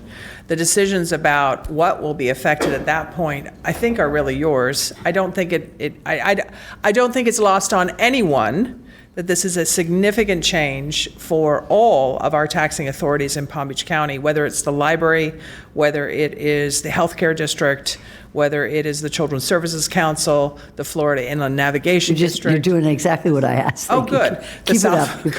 The South Florida Water Management District. All of these districts collect and survive on ad valorem taxes. And it's significant to all of them. And especially, as I have said before, and will continue to say to many of our local communities, our small towns, that's what worries me the most. I think you mentioned last time you were here some of the small towns that would not be able to financially succeed, continue to exist. Will you continue to make that public to people so that they understand? And it's about the numbers. It's nothing emotional about this or political. It's about the numbers. Would you happen to have that list with you right now, or? Well, I cannot today predict for you exactly who would not be able to survive. Again, there are other funding mechanisms for cities. Non-ad valorem assessments are an open field. They're available. And many cities do have the ability, if they had to raise their millage rates, raise tax rates. You know, the point here is that... But that would mean raising property taxes.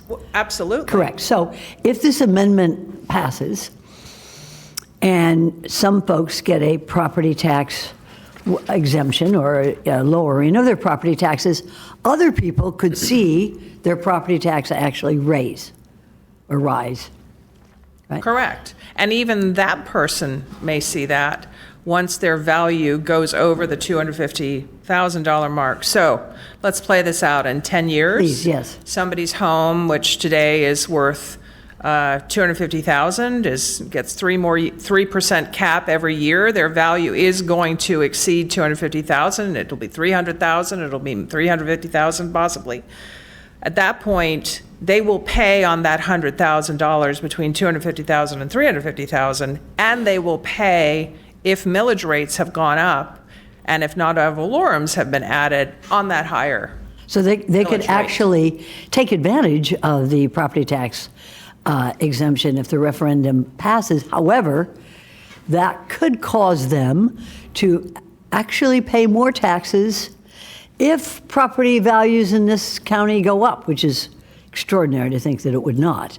But if it does, they could actually be liable for higher taxes, higher property taxes, as the property values go up. Correct. Because at the moment, their exemption amount is wonderful because it's helping them to save. But if the overall rate has to increase, or if non-ad valorems have to increase, then when they start paying taxes, they'll be higher than they would be if everything stayed the same today. Thank you. That's a good note. And I'm sorry. I will point out that, you know, the problem with a constitutional amendment is it is forever. It's not going to be going on for 3 years and then, you know, it gets chucked out. It'll be forever, just like the 3% cap is, just like, you know, other exemption benefits we've passed in past years. But, I think the biggest concern are communities where their millage rate is bumping up against the 10 mil cap, as we have in the Glades communities at the moment. Those communities where there is no room to move their millage rate because combined they're already hitting up against a existing 10 mil cap, will struggle the most to find other revenue sources if they're out there. The only way that could change is if the 10 mil cap was raised, which of course is something that could happen. I mean, a lot of these things are, if I will say them all with the comment that other law can change. I mean, anything can change. But on taxes, it has to be a constitutional amendment. Correct. And that's not, it's over 60%. So laws can change, but not with regard to taxes. It has to be constitutional. One last question. You're going to be meeting with the property appraisers group, you said tomorrow, or at least phone call meeting with property appraisers organization. We had the Florida Association of Counties last week, and they had an excellent presentation of what this is all about, informative and education, of course. If this happens with your organization, would you let our mayor know so that we could hear from you again? Certainly. And even if they don't do a presentation, I'd like to know what their position is for the entire state of Florida with regard to this amendment. Always good to see you. Thank you, Dorothy. Thank you. Commissioner Marino, you're recognized. Thank you. So Dorothy, we were talking previously about those 777,000 units that we have in the county, of which I can't remember offhand what the number were. Rental, one parcel. I'll go back. 74,000. Okay. The owners of those units, the landlords of those units, is it safe to say that if we are not collecting homesteaded taxes, taxes on homesteaded properties, is it safe to say that the impact will fall on the landlords, the investors, and the businesses in our county and in the state? Yes. Okay. So that would mean, the pass-through would mean that rentals will go up. Because somebody's got to pay it, so obviously the pass-through would mean that the renters who are in these units are going to be paying more rent because the taxes are going up. One of the expenses that any landlord has to cover, insurance, property taxes, upkeep, wear and tear, this sort of thing. Property taxes is an expense, and normally that's what landlords do, is pass the expenses of the rental through to the tenants. So how does, I took the liberty of pulling some of our, some properties around the county, and the non-ad valorem assessments are just that. They are non-ad valorem, which means they're basically a fee.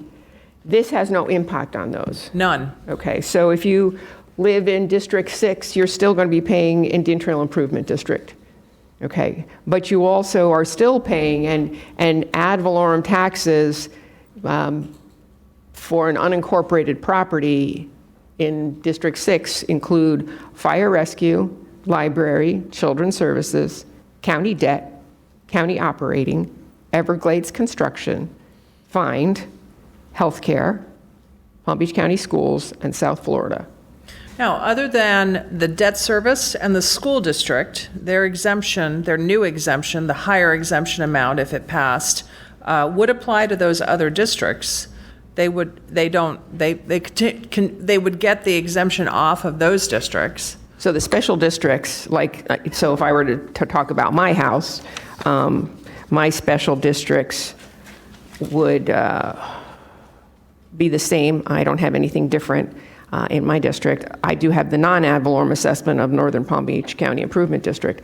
But what you're saying is, so the basis with which they can charge will also be hit by this, because the amount of taxable value will go down. Correct. So not only will the county suffer, but all of the special districts, including, as we said, South Florida Water Management, Florida Inland Navigation, the Healthcare District, Children's Services Council, they will all be affected also. Correct. Okay. And they will, the larger districts that cover the whole county will have a similar effect that you have in that $324 million of homestead value. Would have a similar effect. It'll just depend on how much they collect. So if we were going to go, say we were going to go to Boca, then the Greater Boca Beach and Park would also be affected? Oh, yes. Okay, so that's just another special district. Anything that is ad valorem, an ad valorem district, with the exception of the school board and your debt services. Okay. Every one of the other districts. So if you pay those now, the non-ad valorem districts are nothing, no change. If you're paying them now, I know Mayor Loxahatchee Groves has quite a high non-ad valorem assessment, pay for drainage, pay for roads, things like that. That doesn't go away. So even if your home in Loxahatchee Groves was worth less than $250,000, you would stop having to pay ad valorem, except for the school board on the $250,000, but you'd continue to pay $2,000 to $3,000 to $4,000, whatever it happens to be, a year in non-ad valorem assessments. Same thing if you were in a new community in your district, Commissioner Avenir has some quite high non-ad valorem assessments. There are many folks in the county who are paying $2,000 to $4,000 a year in non-ad valorem assessments. Correct. Yeah, I have that here. But the fire rescue is an MSTU. That is also affected. Oh, yes, and I've given you that as one of the lines yes, in you the did. expanded area. Yes, fire rescue collecting levying 479 million in 2025, potential loss 147 million when we get to 2020, the 250,000. So when we talk about the question and answers, how many homesteads are affected, basically we're using a figure of, if we add up, dang, where did it go? I thought I was so organized here. Okay, so if we add up Palm Beach County, unincorporated Palm Beach County and fire rescue, that is the equivalent of $2.2 billion.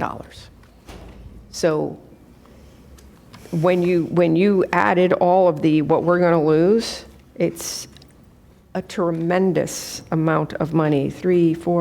It's almost close to $600 million just out of that $2.2 billion, and we know that $1.1 billion goes to the sheriff. So basically, all we're doing is stripping away services from our residents. Is that, well, you can't answer that question. That'll be up to us to decide as a board. But people need to understand that this is over a $600 billion impact. And I'm using that number from these figures here. So that I just want to make sure we're all on the same page. We're all using the same numbers, because we all need to be accurate in what we are explaining, because it's our job up here to educate what the impact of this will be. Thank you for answering our questions. I know I'm kind of a pest about some of them, but I wanted people to know that there are agencies that aren't paying taxes. I wanted folks to know that those that are in investment properties are going to be shouldering the burden, and those that are running a business or planning to come to Palm Beach County and be part of the velocity of money, they'll be affected too. Thank you. Administrator Abruzzo, you're recognized. Thank you, Madam Mayor. Property Appraiser Jax, great to see you this morning. I'm sure you're aware in the governor's website, not only did he put for the residents to see what their property tax reductions would look like under $250,000, but he also did a $500,000 line. I've been hearing from industry groups in Tallahassee that the implementing bill would potentially allow, and there is language in there when they implement it, if it passed in November, that the impact could be a lot more severe than $250,000. It could go up to $500,000. Have you seen that language? Have you looked at that? And are you preparing potentially that this could be an even greater impact than the number shown today? We have not prepared those figures just because, quite honestly, the language was somewhat difficult to follow as far as how exactly the mechanics of that would work. There was some language that you could choose to make it more than $250,000. I'm not sure which government would do that in light of the severity of the $250,000, but certainly I think that is how we, the property appraisers, sort of read that. But again, a lot of this, there was 2 days of conversation about it, if we can even call it conversation, before it was voted upon. So many of these things still remain a concern to us. I will say that I do plan, barring any change from the courts, I do plan in the September window to roll out a calculator on the Palm Beach County Property Appraiser's website that would allow taxpayers to see their property's impact from the various levels of increased homestead, and also reflect the taxing authorities they pay and what their loss will be. So my goal is I think the concept of a calculator is a great one. It was unfortunate that the state calculator was built before the legislature chose to hold the schools out of the amendment. So the state calculator, at least up until recently, I haven't gotten an update that it's been changed, was reflecting more savings than is now going to even be on the ballot, meaning that school boards were included and now they have been excluded.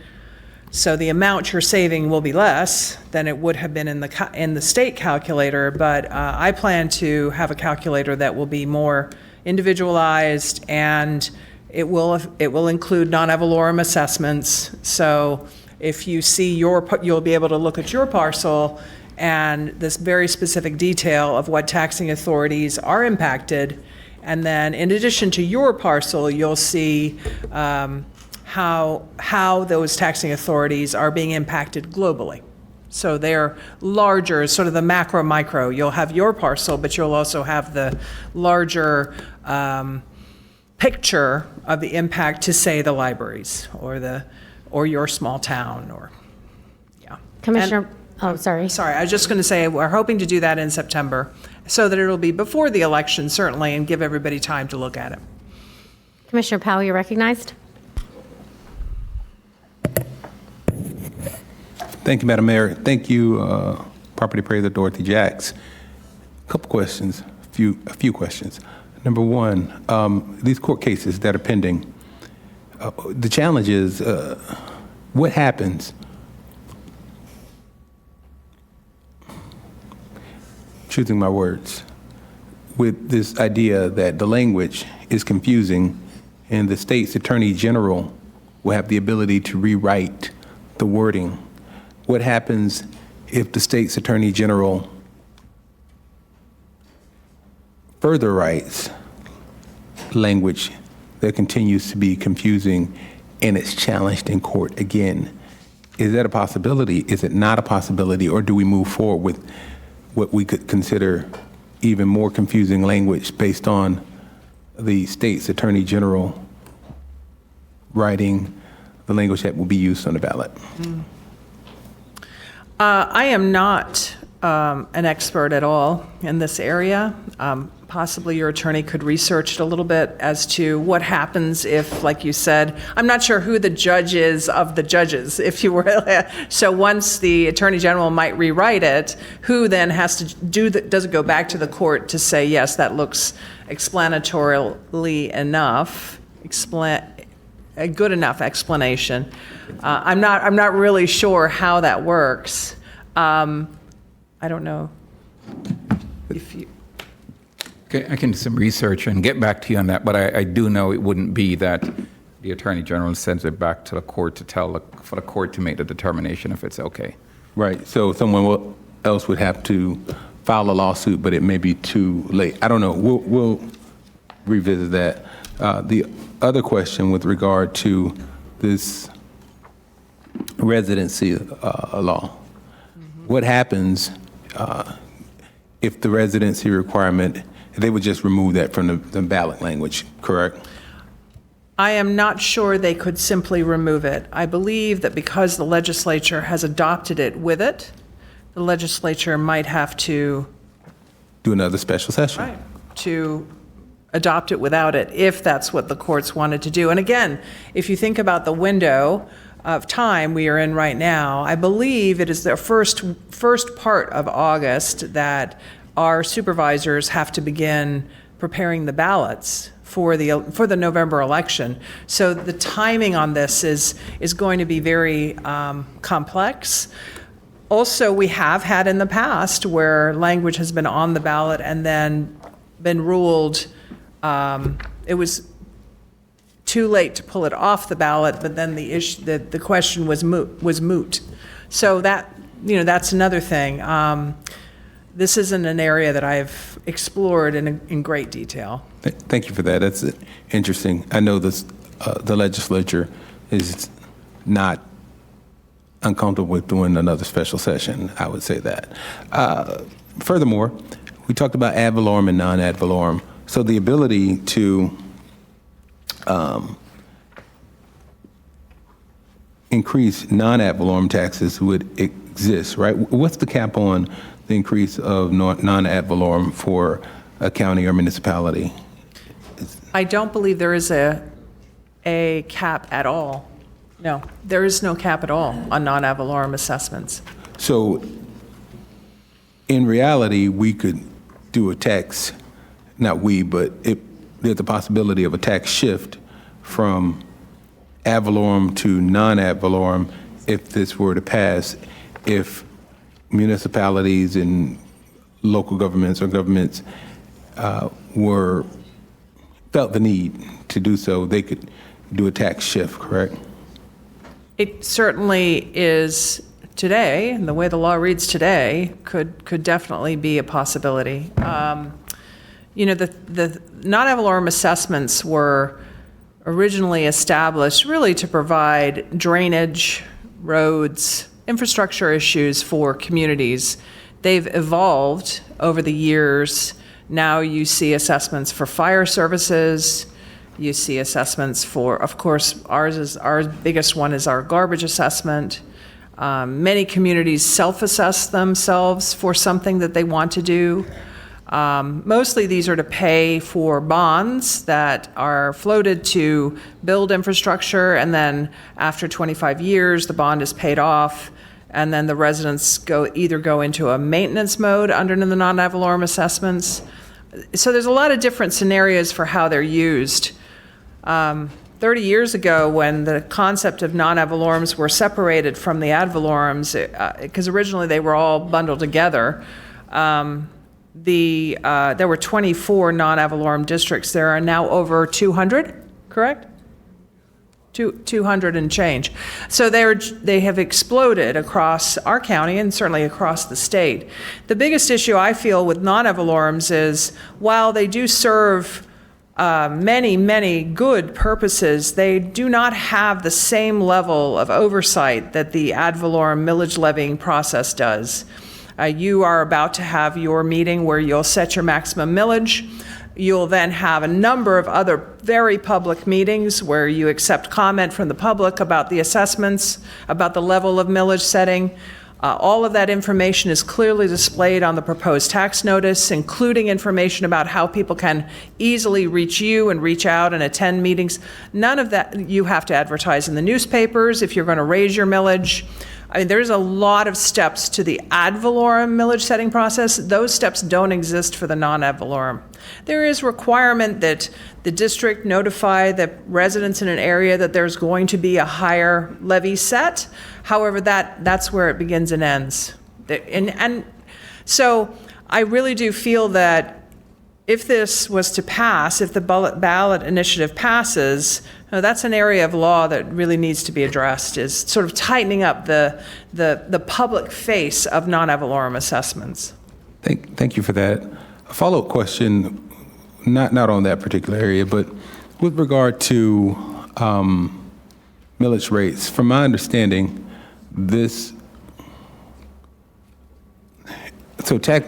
taxes and values increase every year on properties. Currently, if you're in a rental property, your property taxes could increase, but it's capped at 10%. Based on the language that was passed recently in a special session, it would allow for only a 5% increase. Now, here's the tricky part. We now live in a society where we turn a blind eye to discrepancies. We pretend everybody's homogenous, there's no diversity, so all things are treated equal. So 33%, about a third of homeowners are renters. About a third of those living in housing are renters, right? If we didn't act like discrepancies existed, if we looked at diversity and looked at, black and white and different, you'd understand that 54.9% of Palm Beach County, according to the 2020 census, of black folk were renters, or black people, not folk, black people. And then 44.9% were homeowners. And when it comes to 2020 census in the white community, 75% would be homeowners, and then about 25% would be renters. But as a whole, you put everything together, and it's not just black and white, you get all things combined. About a third of people are renting. Those renters, now we're going to focus on the renters, we're not going to break it up by race or ethnicity, but let's talk about renters. The third of people who are renting, they could potentially, as Commissioner Marino was indicating, see an increase, but it's capped at only 5%, right? So the tax increase is capped at 5% of the value. So they may only see, am I right or wrong by saying they could only see a 5% increase in their rental rate? Or as the person who owns the unit and I'm renting it out, if I see an increase of 5% in my taxable value, am I capped at what I can charge for my increase to that individual, or can I raise it by 100, 200? I actually don't know the answer to that question. I don't know. I'm not aware of what you're mentioning about the 5%. I'm unaware of that. That just may be my that we don't work with a lot of rental. Of course, we're all about owners and so forth, but. So, Madam Mayor. Administrator Abruzzo would like to say something. Commissioner Powell, would you like his answer? Please, thank you. Thank you. So here's the tricky part with the bill. The property appraiser, you are correct. Right now, she can only raise or assess the properties at 10% more than the current values. Sorry. However, under this new bill, it says that they could only assess at 5%, which on the face sounds great for renters, but here's the trick. We would obviously, as Mrs. Jacks indicated, receive these massive cuts. And it would be my job to propose to you, the board, how to fix or supplement this money because we need to run our government. The main option that you would have is to raise the millage rate on renters and commercial property. So even though Mrs. Jacks could only raise 5% cap, you can raise the millage on the owners of those rental communities, which rule of thumb means it just gets passed on to the renters. So ultimately, the renters get hit with that and would likely far supersede or far exceed the amount of rent they're paying today. So the impact hits the renters based on that scenario if you wanted to fill the budget gap of the hundreds of millions of dollars lost. Commercial properties and rental properties, non-homesteaded properties would bear the brunt of that burden. Yeah, I'm sorry, Commissioner. I didn't realize, I thought there was a separate bill regarding rentals. So the 10% to 5% is all other property types. So it's seasonal rentals, it's snowbird homes, it's vacant land, it's agriculture, it's commercial property, industrial property, every other property type, including rental apartments and rental property, will go from at the moment, they're capped only going up 10%, they would be capped going up 5% a year. When we run these numbers out, and we have, it's not a significant savings for them. Because values don't go up to the 10% threshold, and really, quite honestly, don't often go up to the 5% threshold on these properties a year. Because again, it's year over year, so each year it could go up another 5% and another 5%, their valuation. And of course, as the administrator said, they continue to be subject to any millage increases. They also pay full market value to the school board right now. So for a lot of property owners, the school board is the largest millage levy you pay, usually around 6 mils of 18 mils, so around a third of everyone's bill is the school board, where none of these benefits will lower that school board number. Thank you for that. I just want to be clear, and for you, property appraiser, and even Administrator Abruzzo, what we're saying here is, if this were to pass, it would behoove us not to, and I'm not saying this is what would happen, but it would probably be a benefit to pass a lot of this shift onto those individuals who are renting, because that's where we could see the least amount of opposition to increasing the amount that's paid. And then also for landlords, they own the property, they're passing it on to the person or the individuals or the entities who are renting. They really don't have a cap anyway, so landlords can raise the rent to whatever they want to raise it to. Am I correct? Because they've done it a couple of years ago, right after COVID. I know landlords were raising rents, sometimes doubling in $500 to $1,000 is what rents were being raised to. So there's no cap on, we pass this, if this passes on the ballot and it becomes a constitutional amendment, there's no cap on what a renter could ultimately end up paying. Am I correct? Correct. Okay. And millage rates, if millage rates go up, anybody who is not under the homestead threshold will pay more tax. Thank you. Commissioner Flores has been waiting patiently to speak. Are you with us, Commissioner Flores? Yes, I'm here. Please proceed. First of all, Dorothy, thank you so much for the presentation. And it's actually good to hear all of us kind of be together on this.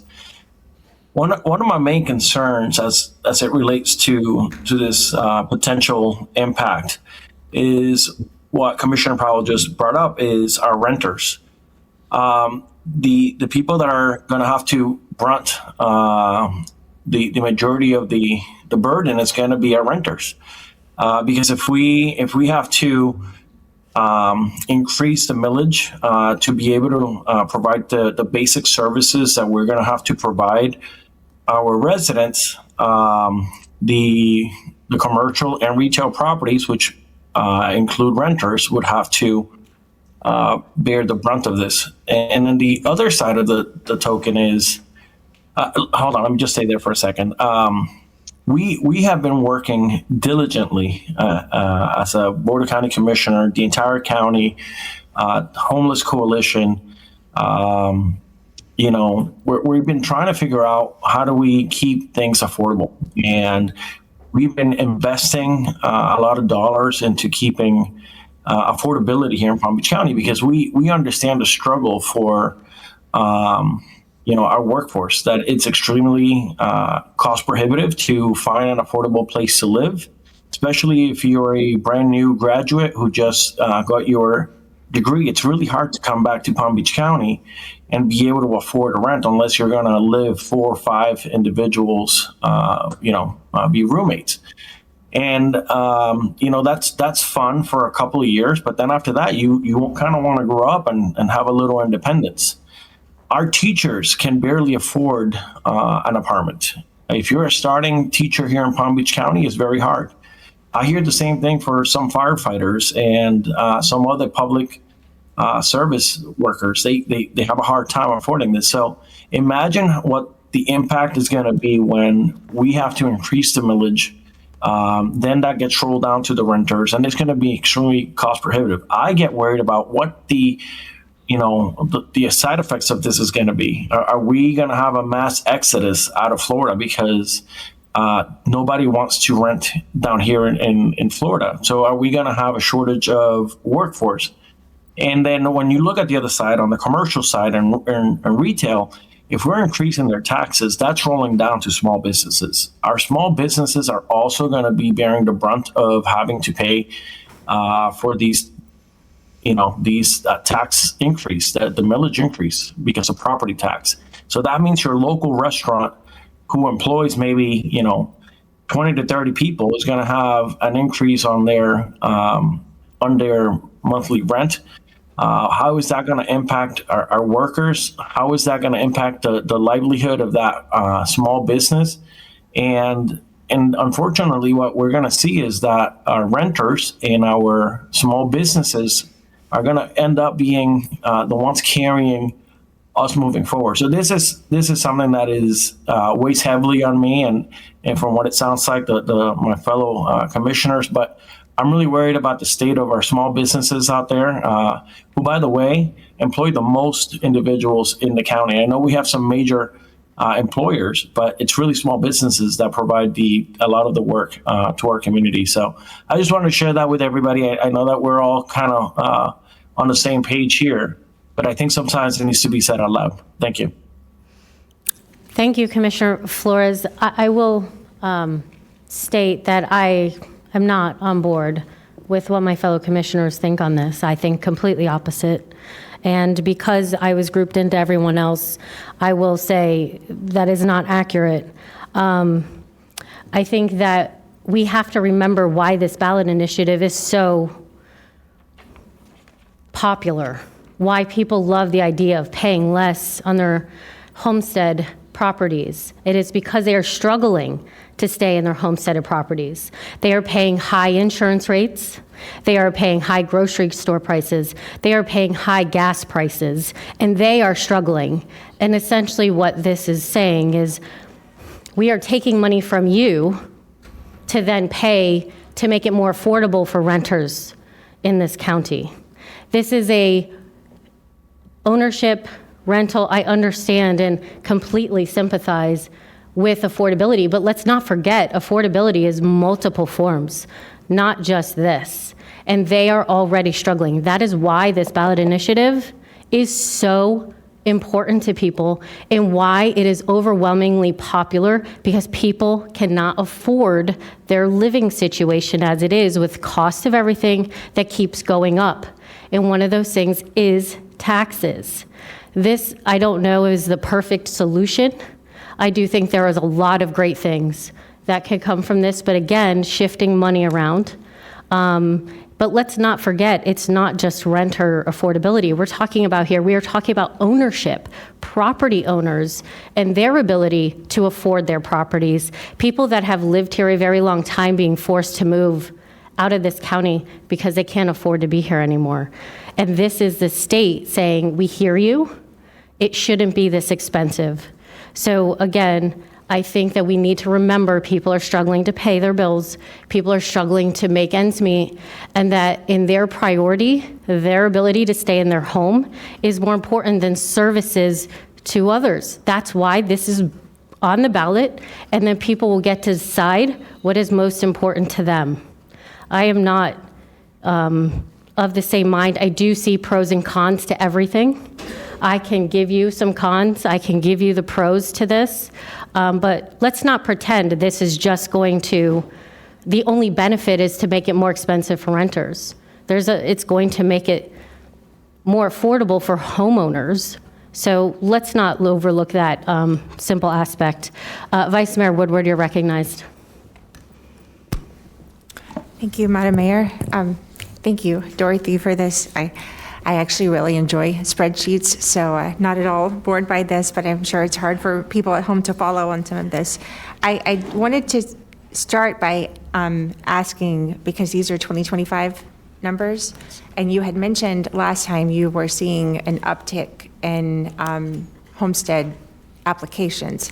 I was just wondering, can you tell us how's that trending right now as far as what to expect for the numbers of actual homesteaded? We're not seeing any significant uptick at this point. So what we're working with should be pretty realistic. Certainly, once we have your millage rates and all the city's millage rates, we'll be able to rerun these numbers for 2026. Okay. And as soon as we can do that, which will be later this summer, with the proposed rates, which are usually in the end the final rates. Sometimes they move slightly, but we can run them again. Okay. And so on the, it was on the homestead property count spreadsheet. I just wanted to double check on that because you have, it's number of parcels and then number of residential parcels. And I was just sort of crunching percentage numbers on those. So if anything is not a residential parcel, does that mean it is commercial? Yes, and that would include apartment buildings. We consider those commercial. The residential is? Residential is single-family, condominium, townhome, individually owned. Okay, so anything else, apartments would be commercial? Correct. Okay, so all right, that's helpful. Yeah. Because for the county, I mean, it's 87% of the parcels are listed as residential. Correct. So it's very normal, that your majority of your parcels, you'll find that also in all the cities. It's pretty similar. Heavily residential in all of our communities. And that's only because, again, even a condominium is a residential unit in this number. So even a small condominium, if it's individually owned, it's a parcel, and if it's a parcel, it's in this residential count. So on the others, though, would it also include the buildings that you mentioned were exempt, like anything that's schools or county or city-owned churches? Yes. Okay. So those would be in the large number, the 659. Okay, because I guess I was hoping to get to like the number of parcels that would be considered commercial, which would be to that question. Maybe that's further number crunching you might could do. we can. Sorry to add another column. But no, it's quite all right. We can get you a breakdown of the difference between those two, what makes them up. Would that be helpful? Yeah, just like the taxable versus any of the ones that if it's owned by a city or if it's a school, I mean, that counts as a parcel, but it's not taxed, right? So anything that would be commercial taxable, that would be under, as Commissioner was asking about the 5% increase Oh, sure. versus what would be limited to 3%. Although I do know that the residential parcels could be 5 or 3, depending on if it's second home or a rental house. So Okay. yes, included in that residential parcels are second homes, properties that are not homesteaded, because even someone lives there, it could be a home that is individually owned and rented. Okay, so it's residential. It's anything that is residential. So what will come under the 10 cap to 5 cap group will be commercial, industrial, vacant land, agriculture, and then snowbirds properties, homes that are not fully, they're not rented. I'm sorry, they could be rented. Or there's just somebody that comes 3 months a year and lives there. And then, of course, apartments and so forth. A lot of those that we think of as commercial. Okay. Office It would be towers. helpful because comparing this sheet to the exemption revenue loss, I mean, it's actually quite fascinating because when you compare like Gulfstream and Haverhill, they have almost the same number of parcels and a similar percentage of residential. Haverhill, I think, has slightly more, yes, they have slightly more homesteaded, but the actual impact is 5% for Gulfstream and 51% for Haverhill. And that's because the majority of the homesteaders in Haverhill are below that 250,000 threshold. Right. And that's why anything that's above that municipality would still collect whatever is above the 250. So, and when you look at the impacts of these, I mean, I just sort of went any municipality that was over 40%, it's not the ones that I actually kind of thought it would be. And there's some large ones that it's a huge impact to their budget, which again, as a county commissioner, maybe why am I focusing so much on cities, but we've had the discussion on what happens if some of these cities were to go under, so to speak, and then we would take it on. Like that's where it does sort of become an everybody problem, or a consideration at least that we have to take. So that's comparing all of these. It is very helpful, and I think maybe also understanding why a balance. And this is like a side note, just on development and stuff. If there's a balance of commercial mixed in with residential, you do sort of have that. Although I don't love the idea of putting this on the backs of businesses either. And I just wanted to double check that I'm understanding on the cap that we were talking about, the 5 and the 3% caps, that's just on the appraised value, right? Increase, The increase. year over year. So the 3%. There's recaps are in there too, right? Potential, like year over Yes, year, if it correct. really shoots up. So the easiest way to explain it is all of us who have a homestead at the moment have a 3% cap. And that cap works where if my value goes from 400,000 to 500,000 market, like we, the property appraiser, determine that the sales in the neighborhood indicate we should raise the value of that property from 400 to 500, which would be an unusual increase. But if you're homesteaded, the 400 only goes up 3%, right? If you're not homesteaded at the moment, it can go up 10% on everything except the school board.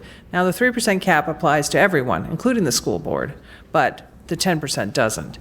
So, but the next year, so we would take you up to 400,000 plus 3%. The next year, we can come up another 3%, and even if the market value doesn't move until the two numbers meet.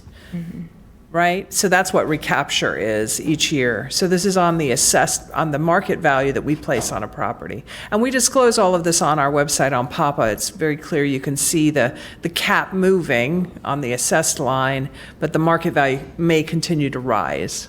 Okay, and I bring that up because I did ask Sherry Brown, analyst, when we were talking about future rollback number, because rollback right now would be whatever we would take the millage down to collect exactly what we collected last year. So if whatever that number is, it's a lower number because the values have gone up. But if this were to go into effect, I asked her what would rollback be for the next year, and it actually was like 4.85 would be the rollback. It's a higher number because there's more exemptions. So it's fascinating. I think it's a really good exercise for us, and even to look through how it affects a lot of the different cities, because to be frank, the very affluent areas, they're going to be fine. It's the areas where we do have most of our affordable housing that's left. Those cities are going to take the biggest cut. And, this is something that we're all going to have to discuss together. And it's not just here. I mean, this is statewide. This is the whole state. I hope everyone's doing this same exercise when you meet with your other property appraisers. Hopefully they're doing this, or if not, show it to their commissioners, because it's going to be helpful. And I plan on making sure that all of our cities see this too. Thank you. Absolutely. Commissioner Weiss, you're recognized. Thank you, Mayor. Thank you, Dorothy, and thank you for all this analysis and work that you've done. A couple things.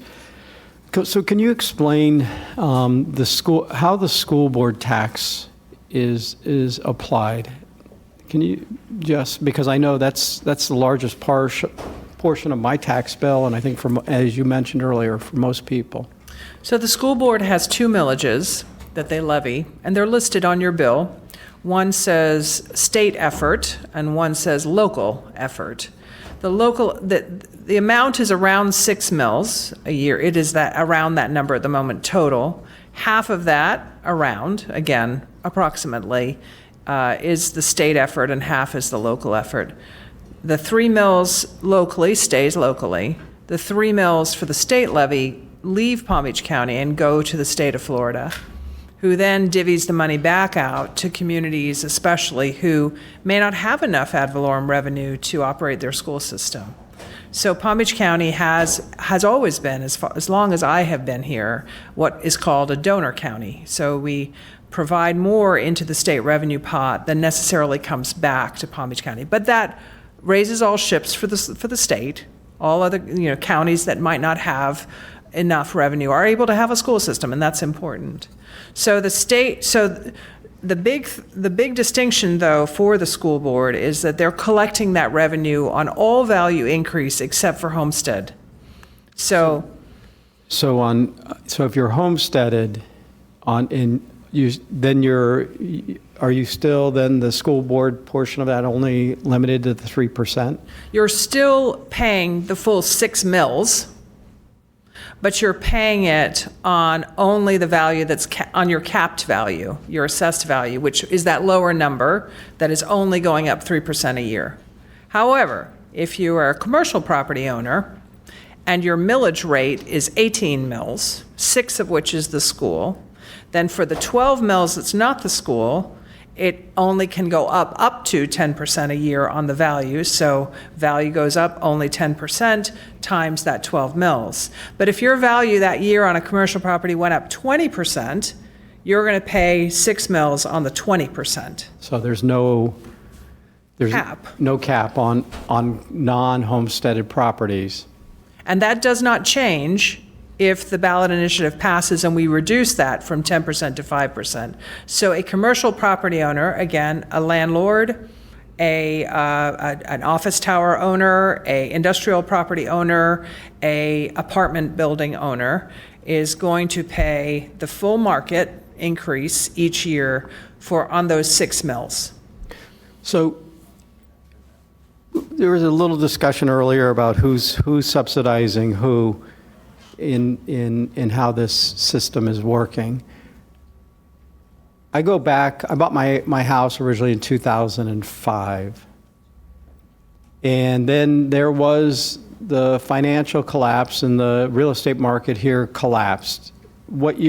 So that there was trailing a little bit though. It trailed, as the assessments went down. The hardest years for us were 08 and 09, and that was based on the crash that was occurring starting in 06 into 07. 07, I think, was the really bad year where values declined significantly. And then you all, because again, we're following the market, so we're basing it on January 1st, we're actually looking at data from the prior year.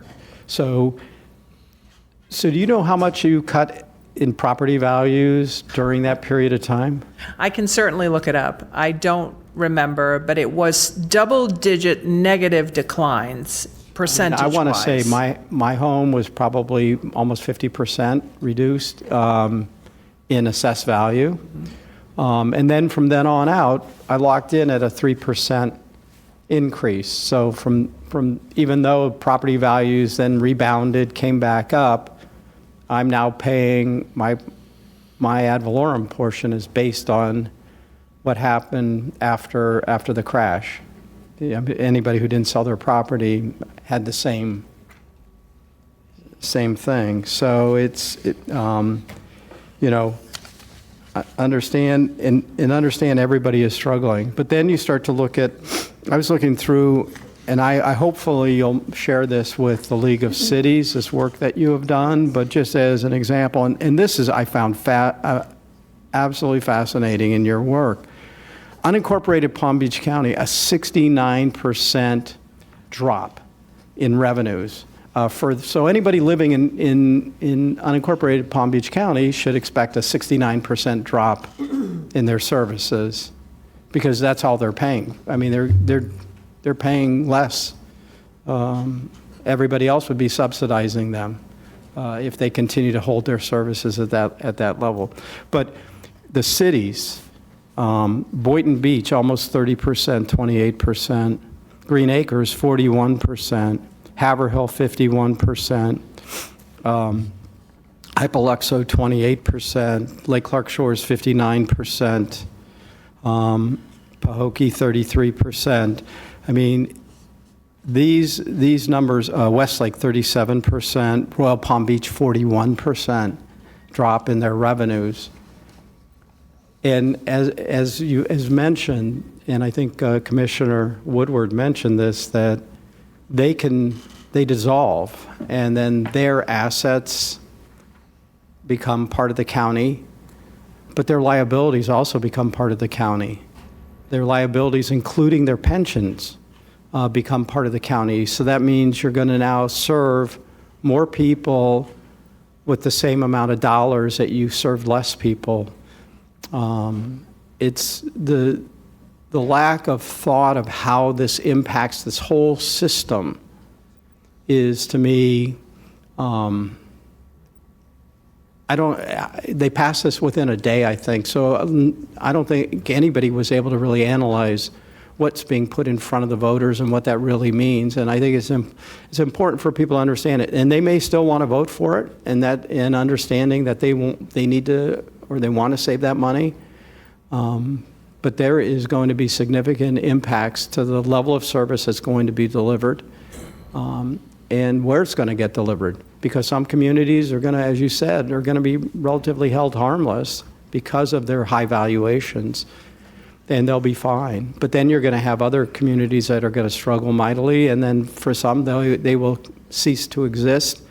And I don't know how you continue to provide that level of service without having to raise, fees and other things. But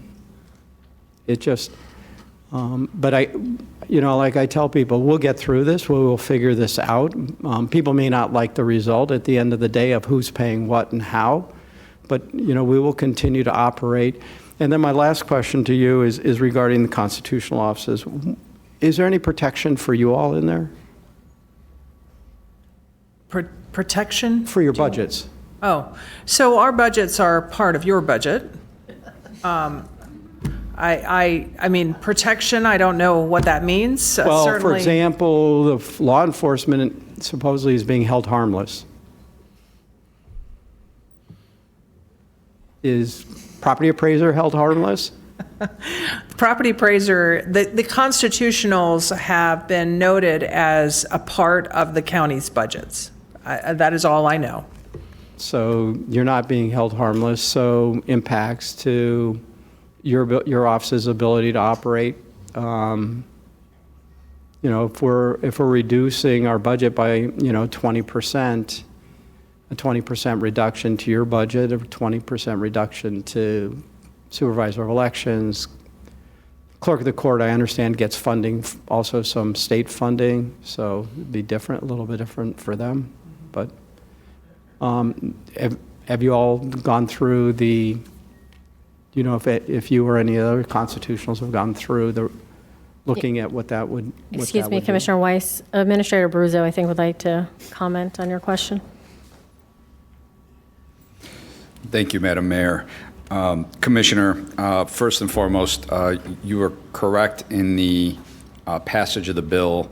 Senator Powell, Senator Sachs, and myself know this from Tallahassee. Anytime there's a large bill, they have the revenue estimating conference that puts a price tag or the impact on a bill. And to have one of the most game-changing pieces of legislation, constitutional amendment, there was not a dollar figure at the time that the legislators got to see when they passed the amendment for the voters to vote. And now that that has come to light, it's in the billions of dollars. Your comments about debt in the city that we would be absorbing for the numbers that property appraiser Jack's put in front of us, there's no doubt that we will be taking on multiple municipalities if this passed. And what I would say to you, my bosses, the board, that if this passes, the very first thing we need to do is to convene meetings with those municipalities. They would have the ability to continue to saddle themselves with debt, meaning they need to come to us sooner rather than later, or we would be stuck with even a larger bill. And you are correct. We will be running a much larger geographic area on actual less dollars than we have today in our budget. And I'll leave it at that. Thank you, Madam Mayor. All right. Well, and then lastly, and I think you may have mentioned this. So condos are residential, but if they're being used for short-term rental, then they become commercial? No, not in these numbers. In these numbers, we're just contemplating that they're residential. I mean, they are still residential. You still can sleep there. It's still a home with a kitchen and so forth. These aren't contemplating, when we classify a property, we first classify it as what it is, its predominant use is, which is, this is a condo, it's residential, we're going to add it to our residential count, right? Does that make sense? Mm-hmm. So when you say to me, do they become commercial? Well, if they're not homesteaded, they are already in a kind of higher bucket of commercial, but they're still a residential unit first. Yeah. Okay. Because on any given day, it could become a, do you see? Somebody can sell it and Right. become a Yeah, somebody absolutely. homesteads it. Understood. Okay. It's more a property type distinction, I think, would be a better way to, maybe that's a better thing to call it, is it's a property type. It's a type of property, it's residential. Well, thank you very much. This is enlightening. Thank you. Commissioner Powell. Thank you, Madam Vice Mayor. I did want to just make a statement. This will be the last thing I say on this particular topic. And, you know, we did Parents' Day earlier, and I think about my mother. And my mother was a wonderful parent. And she used to say that understanding is the best thing in the world. And I just want to be clear that I don't think I did, or I don't know if any of us have particularly taken a position one way or the other on this topic. I will tell you that the mayor indicated earlier, this is up to the voters, but we have asked questions with regard to potential outfalls of what could happen. It really is in the hands of voters to make the decision as to how they go with this particular ballot initiative and constitutional amendment. And there are some likely negative externalities that would happen. Potentially, the administrator indicated that we would absorb some of the municipalities. There are 39 municipalities in Palm Beach County that will probably not be able to handle themselves, and we would end up absorbing those municipalities. So again, just to be clear, I don't know if my colleagues have, but I have not taken a position because according to the law, we can't. But we have asked questions with regard to what the potentials would be if this were to pass in November. Either way you slice it, we will still have to live here in Palm Beach County, those of us who can, and the rest we will figure out. But we just want to be clear, I'm clear, that, I have not taken a particular position, but I have asked questions that would allow us to educate as opposed to advocate one way or the other. Thank you. Thank you, Commissioner Powell, and I very much agree. I think it's important we all ask as many questions so we have a full understanding of what this means moving forward. Commissioner Sachs? Thank you. I'm so glad that we're having this conversation because we really don't even have a viable amendment in front of us. And the reason is this. One, because the ballot language has not even been approved by a court of law. It's already been looked at by a court of law and said it was not clear as to exactly the repercussions if this amendment was passed. Secondly, the residency requirement is huge. This is a constitutional issue. So the way that this amendment was passed by the legislature and the idea that our governor is not advocating for it fully indicates to me, personally, not any of my colleagues with me, but definitely to me, we don't really have a clear-cut amendment from the state. With that in mind, education, yes. Advocacy, no. Education, yes. Information, yes. Your packet is excellent. You will be doing more of these, I'm sure, especially through your statewide organization. We are a donor county. We give money to other counties, probably to other states if they have an idea of it, but we certainly give our tax money to other counties. I was up in Tallahassee, I know. So they're not going to be so quick to shrink our monies that we hold in this great county of Palm Beach County. So let us not rush to judgment.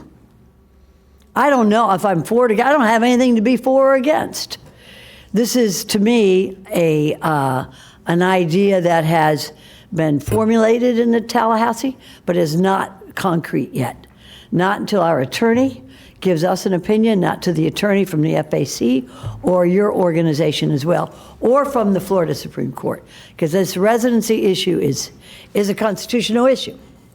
So before I join anybody on this board to say I'm for or against it, I need to have more certainty from our state legislators. And when that happens, by that time, if it's still going to be on the ballot, we will already have been educated and informed by our great constitutional officers, by the Florida Association of Counties. There's excellent analysis of it. So until then, let's see what Tallahassee can produce. If they can produce something that is constitutionally confirmed, then I'll say if I'm for or against it, if it's legal for me to say it. Maybe even if it's illegal for me to say it.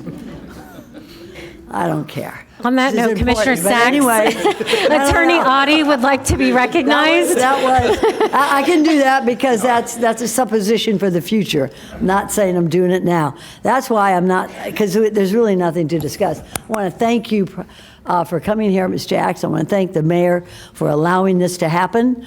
We have a busy day, but I think that this is one of the most important things we can do is to inform and educate our constituents until they figure out what they're doing in Tallahassee. Thank you very much, ma'am. Thank you. Thank you. Attorney Audie. Yeah, I just wanted to respond to Commissioner Powell's inquiry earlier. So the measures that are before the court has to make a determination as to whether or not it meets the requirements of law. If it doesn't, the court will decide based on, among other factors, whether or not the timing is too close to the election, and if that's the case, it will likely enjoin the measure from being put on the ballot. If there's sufficient time, then it goes back to the legislature. The legislature has created provisions for certain constitutional amendments to be redone by the Attorney General. And during that time, the court retains jurisdiction to, if there's a challenge from the electors or from any interested party as to revised language by the Attorney General. Commissioner Marino, you're recognized. Thank you. I just want, for the record, just want to say that in Palm Beach County, since 2020, we've actually lowered the millage rate In 2020, we were 4.7815. We lowered in 2023 to 4.71, and then in 2024 to 4.5.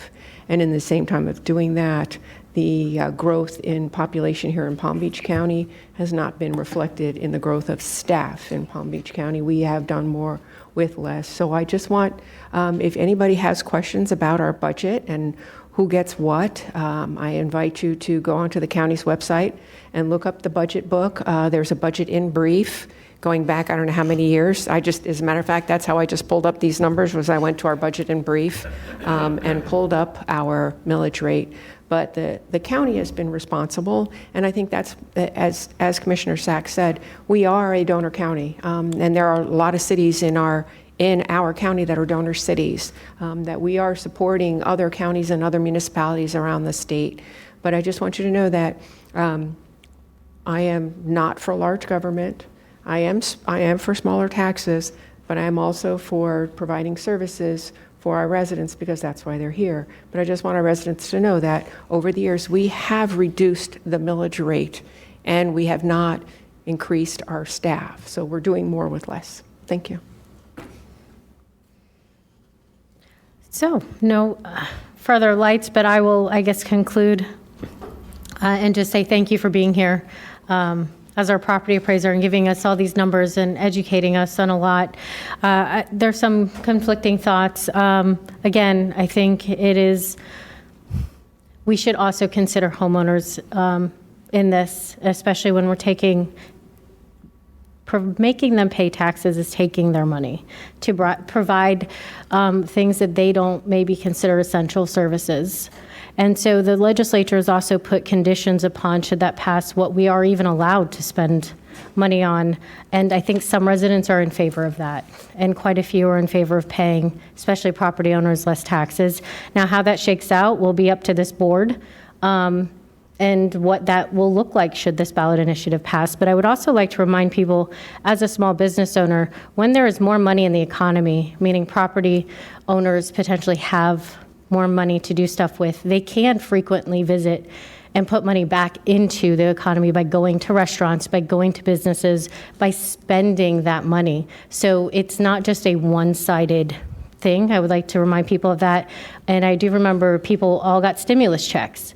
The purpose of a stimulus check was to stimulate the economy, to add more money into it, and I think the legislature has tried to lay that out. I am not saying that this is perfect, and I am not saying that this solves a lot of problems, but I want people to recognize that property owners are paying for all these services and all these programs, and we're telling them, you need to keep paying for those, even though you can't afford to stay in your home, and I don't think that's necessarily the right approach. So I would like to see our property owners be able to pay less taxes.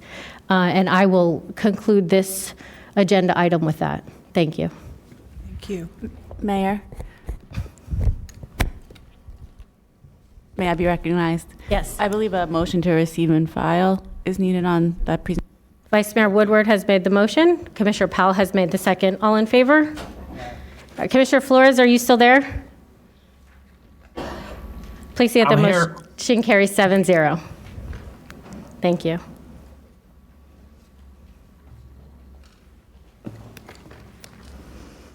Moving on to OFMB, the Office of Financial Management and Budget. Just so everyone knows, we're going to break at 12:30.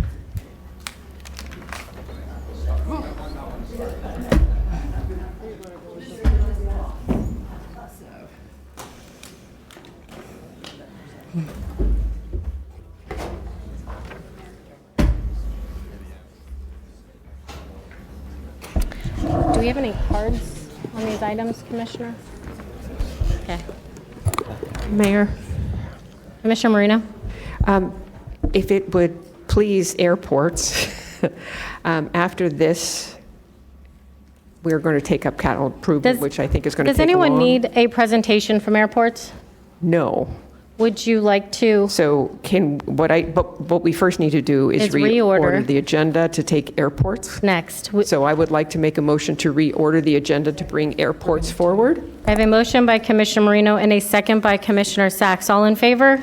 Any opposed? Please say that that motion carries 7-0. Commissioner Marino, would you like to make the Yes, next so we motion? have airports items are number 6C1. So may I make a motion to approve 6C1?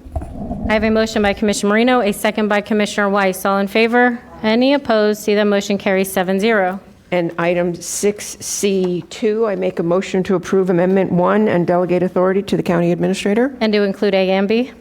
That would include yes, that is A and B. I have a motion by Commissioner Marino, a second by Commissioner Weiss. All in favor?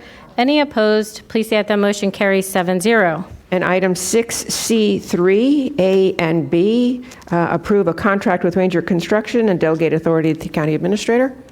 A motion by Commissioner Marino, a second by Vice Mayor Woodward. All in favor? Any opposed? Please say that the motion carries 7-0. Thank you. Thank you. Back to you, Sherry. All right, back to OFMB Day, although I think every day is OFMB Day. So item 6B1 is allowing us to refund an existing bond for savings. We estimate that the savings could be about 10.8% or about $1 million a year. So yay for us that the interest rates moved right on this particular item. I have a motion by Vice Mayor Woodward, a second by Commissioner Sacks. All in favor? Any opposed? See that the motion carries 7-0. All right, so then I'm going to bring up some of my peers to talk about our capital plan. These are the capital improvement projects? Yes.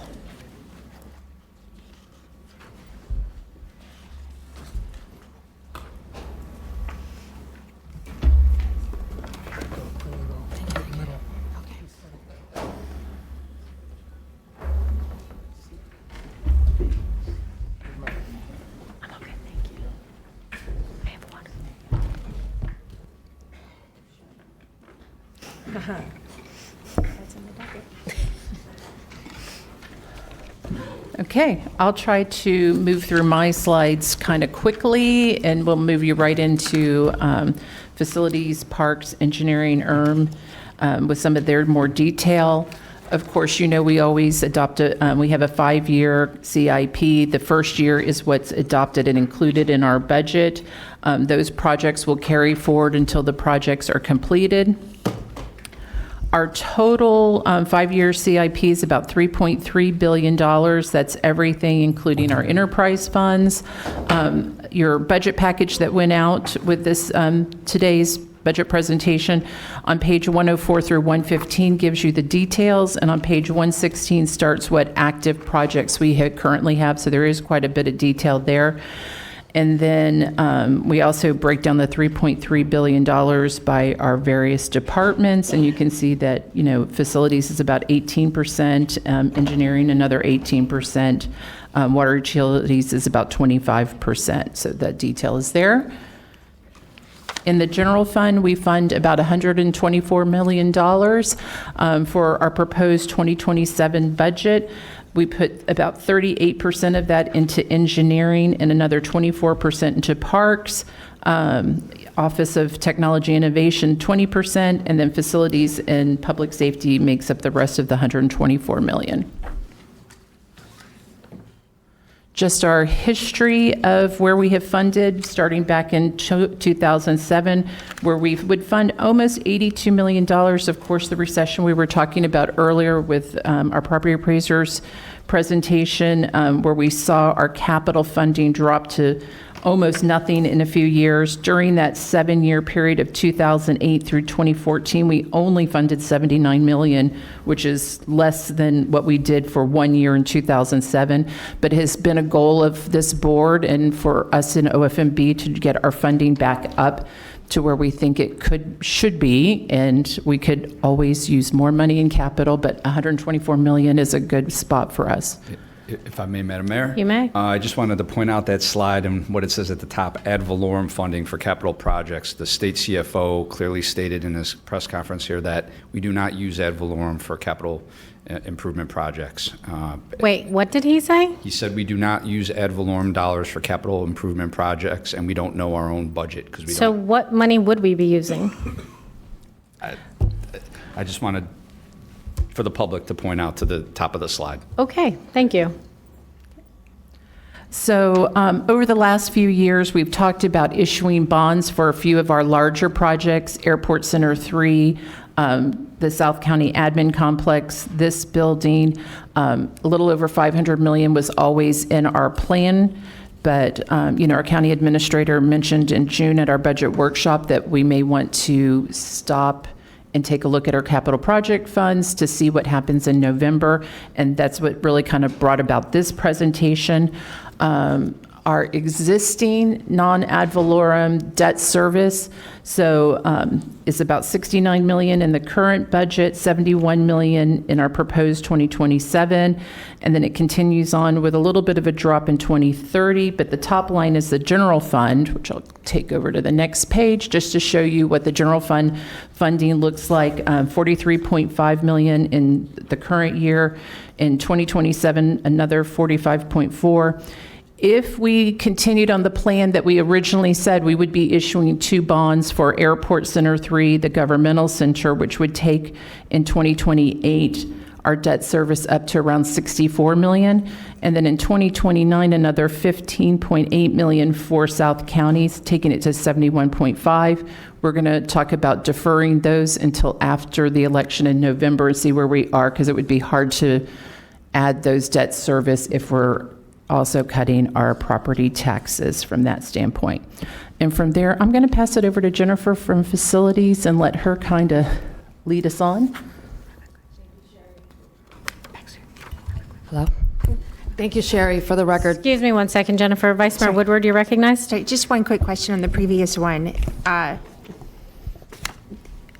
How do we pay the debt service on this? This is not part of the debt service that goes on the tax bill? Correct. This is within the general fund, so this is the non-voted by the public. So this is our non-ad valorem, where we, as a board, can make that decision. Okay, so because we do have 2 bond proposals that are going on the Correct. Ballot, the parks and the library, and that would be added as the debt service. This is something separate. Completely separate. This is all within the general fund, and those would be accounted for in a debt service fund separate and out of that. Okay, I just wanted to make sure that people understood what the debt service on their tax bill was versus what this is. Correct. Thank you. Thank you, Sherry. For the record, Jennifer Ferriel, Facilities Development and Operations Director. As in light of the recent news, staff really wanted to make sure that we took a very conservative approach in terms of how we address projects moving forward. And of course, unless otherwise directed by this governing body, we have taken the approach that we are going to continue working on projects that, one, have been fully funded, and that, of course, they meet one of the following objectives, and that is specifically for projects that require any emergency work, any R&R, any end-of-life building system, any projects where the delay might create a service disruption, or anything that's already under construction. So that's just a baseline approach. You will likely see contracts that are going to come in the near future with some high dollar values.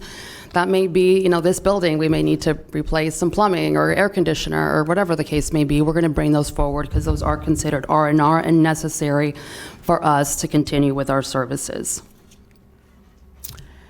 As we were putting together this presentation, we wanted to make sure that we organize it in a manner that was consistent. So we developed 3 categories, which you will see in the projects today as we present them.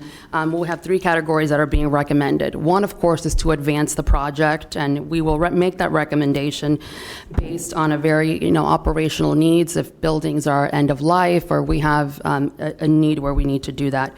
Proceed with planning and design. That's specifically obviously continue with designing the project. What we will also do is, in the event, once that process is done, that we would come back to the board before we proceed with the next phase. Typically, we do our planning and design and we go straight into procurement for construction. In this situation, we would come back to this board to seek further direction, which is not standard to what we normally do. And then, of course, defer. This is a project that has not yet been awarded, is not time sensitive, and we can defer that to a later date. However, what we do want to point out is that some projects we will absolutely need to come back in November to discuss. Some projects need a lot of, we cannot afford to continue to delay making some investment, this building being one of them. So come November, we'll have to make some decisions in terms of how we proceed. And as we were determining what specific criteria we were going to put the projects into, we considered an array of different areas, the cost and the risk to a service disruption if the project was delayed, any end-of-life facilities, any systems or infrastructure conditions. We looked at the current phases of the project, any prior investment that has been made. Has there been any funding where we have future expenditure deadlines where we need to expend those dollars? All of these different criteria were evaluated as we made our recommendations. And with that, I'll get it specifically into FDO projects. Just a little bit about FDO, just for the members of the public. FDO is one of the 5 construction departments in the county, and it serves as the sole internal service provider and vertical construction for general government and, of course, our constitutional offices. Not only do we implement projects that are budgeted within FDO's budget, but we also utilize operating department budgets, including Parks and Rec, libraries, fire rescue, public safety, and so forth. Right now, we have a total of 532 active projects and a total of $1.4 billion that is current of budgeted active projects under our purview. Going straight into our projects, and we'll go one of them one by one. First and foremost, this government center here, the Robert Wiseman Government Center. We are currently into the design development of this project, and as it stands today, we have a total estimated project cost, and this is all in. This includes design, A&E, and construction. We have a total budget of a total projected cost of $254 million. We have about $103 million available. That's mostly surtax dollars that are available within our coffers. We've expended about $2.4 million. That's for our A&E services, and we have a $150 million funding gap. For this particular project, staff is making the recommendation to defer. However, it is one of those situations where we're absolutely going to have to come back in November just to determine how we're going to proceed. Is it within the existing scope or reduced scope, or to identify any additional funding if necessary? There are a lot of major systems in this building that need some support. The next project is Airport Center 3. That is where our property appraiser and tax collector, it's a future home for them and for some of our other general government offices. We're currently in design development. We have a total estimated project cost of $149 million. $9 million is currently available, and we have a funding gap of $140 million. For this particular project, staff is recommending to proceed only with planning and design. We have the money available, so we're not asking for any other dollars. It's not an investment loss, because should we build that in the future, it is funding that, there are plans that we will have in place and be able to utilize in the future. The new medical examiner's office, this project is currently in design development. We have an estimated project cost of approximately $47.3 million. We have about $15 million available and a shortfall of $32 million. This is the only project where FDO is recommending to move forward with, where we have a funding gap. This project is at end of life at this moment. We are in a situation where if we don't proceed, we could lose our accreditation, which is not something that we are willing to jeopardize as a county, but it is one where we'll have to determine a final funding strategy. Excuse me, Jennifer. Commissioner Powell, you're recognized. Thank you. Sorry to stop you, Jennifer. Real quick, and I know we brought this medical examiner's office up. How did we get in a position where we are this far past the end of life? Do you have the historical information on how do we get here on that? Can somebody tell me, because it seems like we're in an emergency situation, and I know that's what at least I was told, but how does this happen? I'm going to have Eric McClellan, our assistant director, come. He has the historical knowledge on the project. Thank you, Jennifer. Good afternoon, Mayor, Vice Mayor, Commissioners. Very good question, Commissioner Powell, and let me walk this board back through some recent history. We actually came to the board with a workshop on this project in 2024. At the time, we were planning to do a minor renovation and expansion of the facility. We got direction to proceed. After further study, it was determined by our A&E consultants that the building simply did not have useful life. We would spend more money trying to rehab this building than we would if we built new. We brought that decision to this board. We're given direction to proceed, and that's the direction we've been proceeding on ever since. You brought the decision to move the location? move forward with a new facility in lieu of the renovation. So Jennifer mentioned we have approximately $15 million in the bank. That was done with the intention of doing a renovation. And did we identify a location at that time? We were going to reconstruct on site. Okay. All right. I just want to be clear because I'm confused about something. So there has been some recent discussion about location and siting of this replacement facility.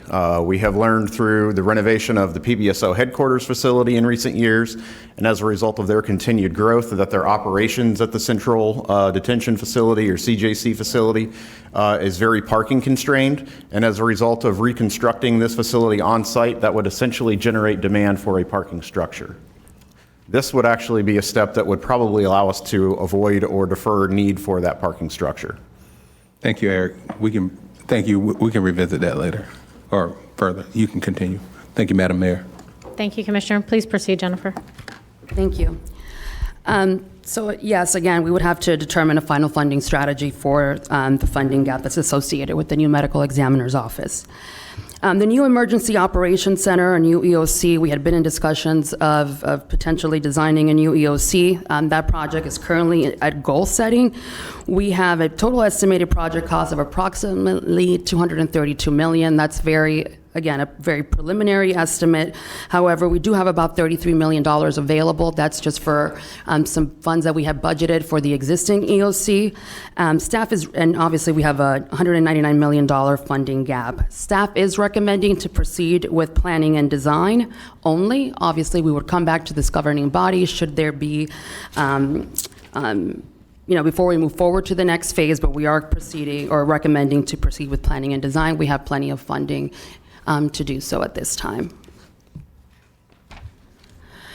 The next project is the South County Admin Complex. It is currently in design development. We have a total estimated project cost of $231 million. $13 million is currently available, and we have a funding gap of approximately $217. Staff is recommending to defer this project, but this is another one. Well, in November, we're going to have to make some decisions. That building needs some critical work and some major systems that need to be addressed. Animal care and control, and we're bringing up the next two projects just because you will likely see a GMP. There are no funding gaps, they're fully funded, but you will see some construction documents in the very near future. So we're recommending both for animal care and control and for the 45th Street complex to proceed, despite the fact that there is no funding gap. Wanted to bring it to your attention so you understand in the event that from here to November, you'll see these two contracts moving forward. And finally, I just want to provide a quick recap of the projects that FDO is advancing or recommending to advance where we have a shortfall. Again, that's only the medical examiner's office, and that's for a total of $32 million. Thank you for your time. With that, engineering and public works. Commissioner Marino, you're recognized. Jennifer, the one, can you comment, please? Can you expand upon for the 45th Street complex? Project completion is tied to the Vanderbilt obligation. Where are we with that? Right. In order for us, contractually, we're obligated to relocate the existing community services facility. So in order for us to do that, then we would have to relocate the folks to this project. So there's a contractual obligation. No, I realize that. What are the benchmarks that Vanderbilt needs to hit in order for us to move, and have they done that? Correct. So up to date, they are up to date with their obligations. The next big targeted deadline is, I believe, October or November, where they have to provide us with their master plan. I did speak to Vanderbilt last week, and they did indicate that they would be submitting a master plan to us for review before that deadline. So far, they are on schedule and on time with all of their deliverables. Thank you. Thank you. Thank you. Would you like to proceed for the next minute, or do you think this would be a time to break, guys, and then we will reconvene at 2 p.m.? All right. Thank you.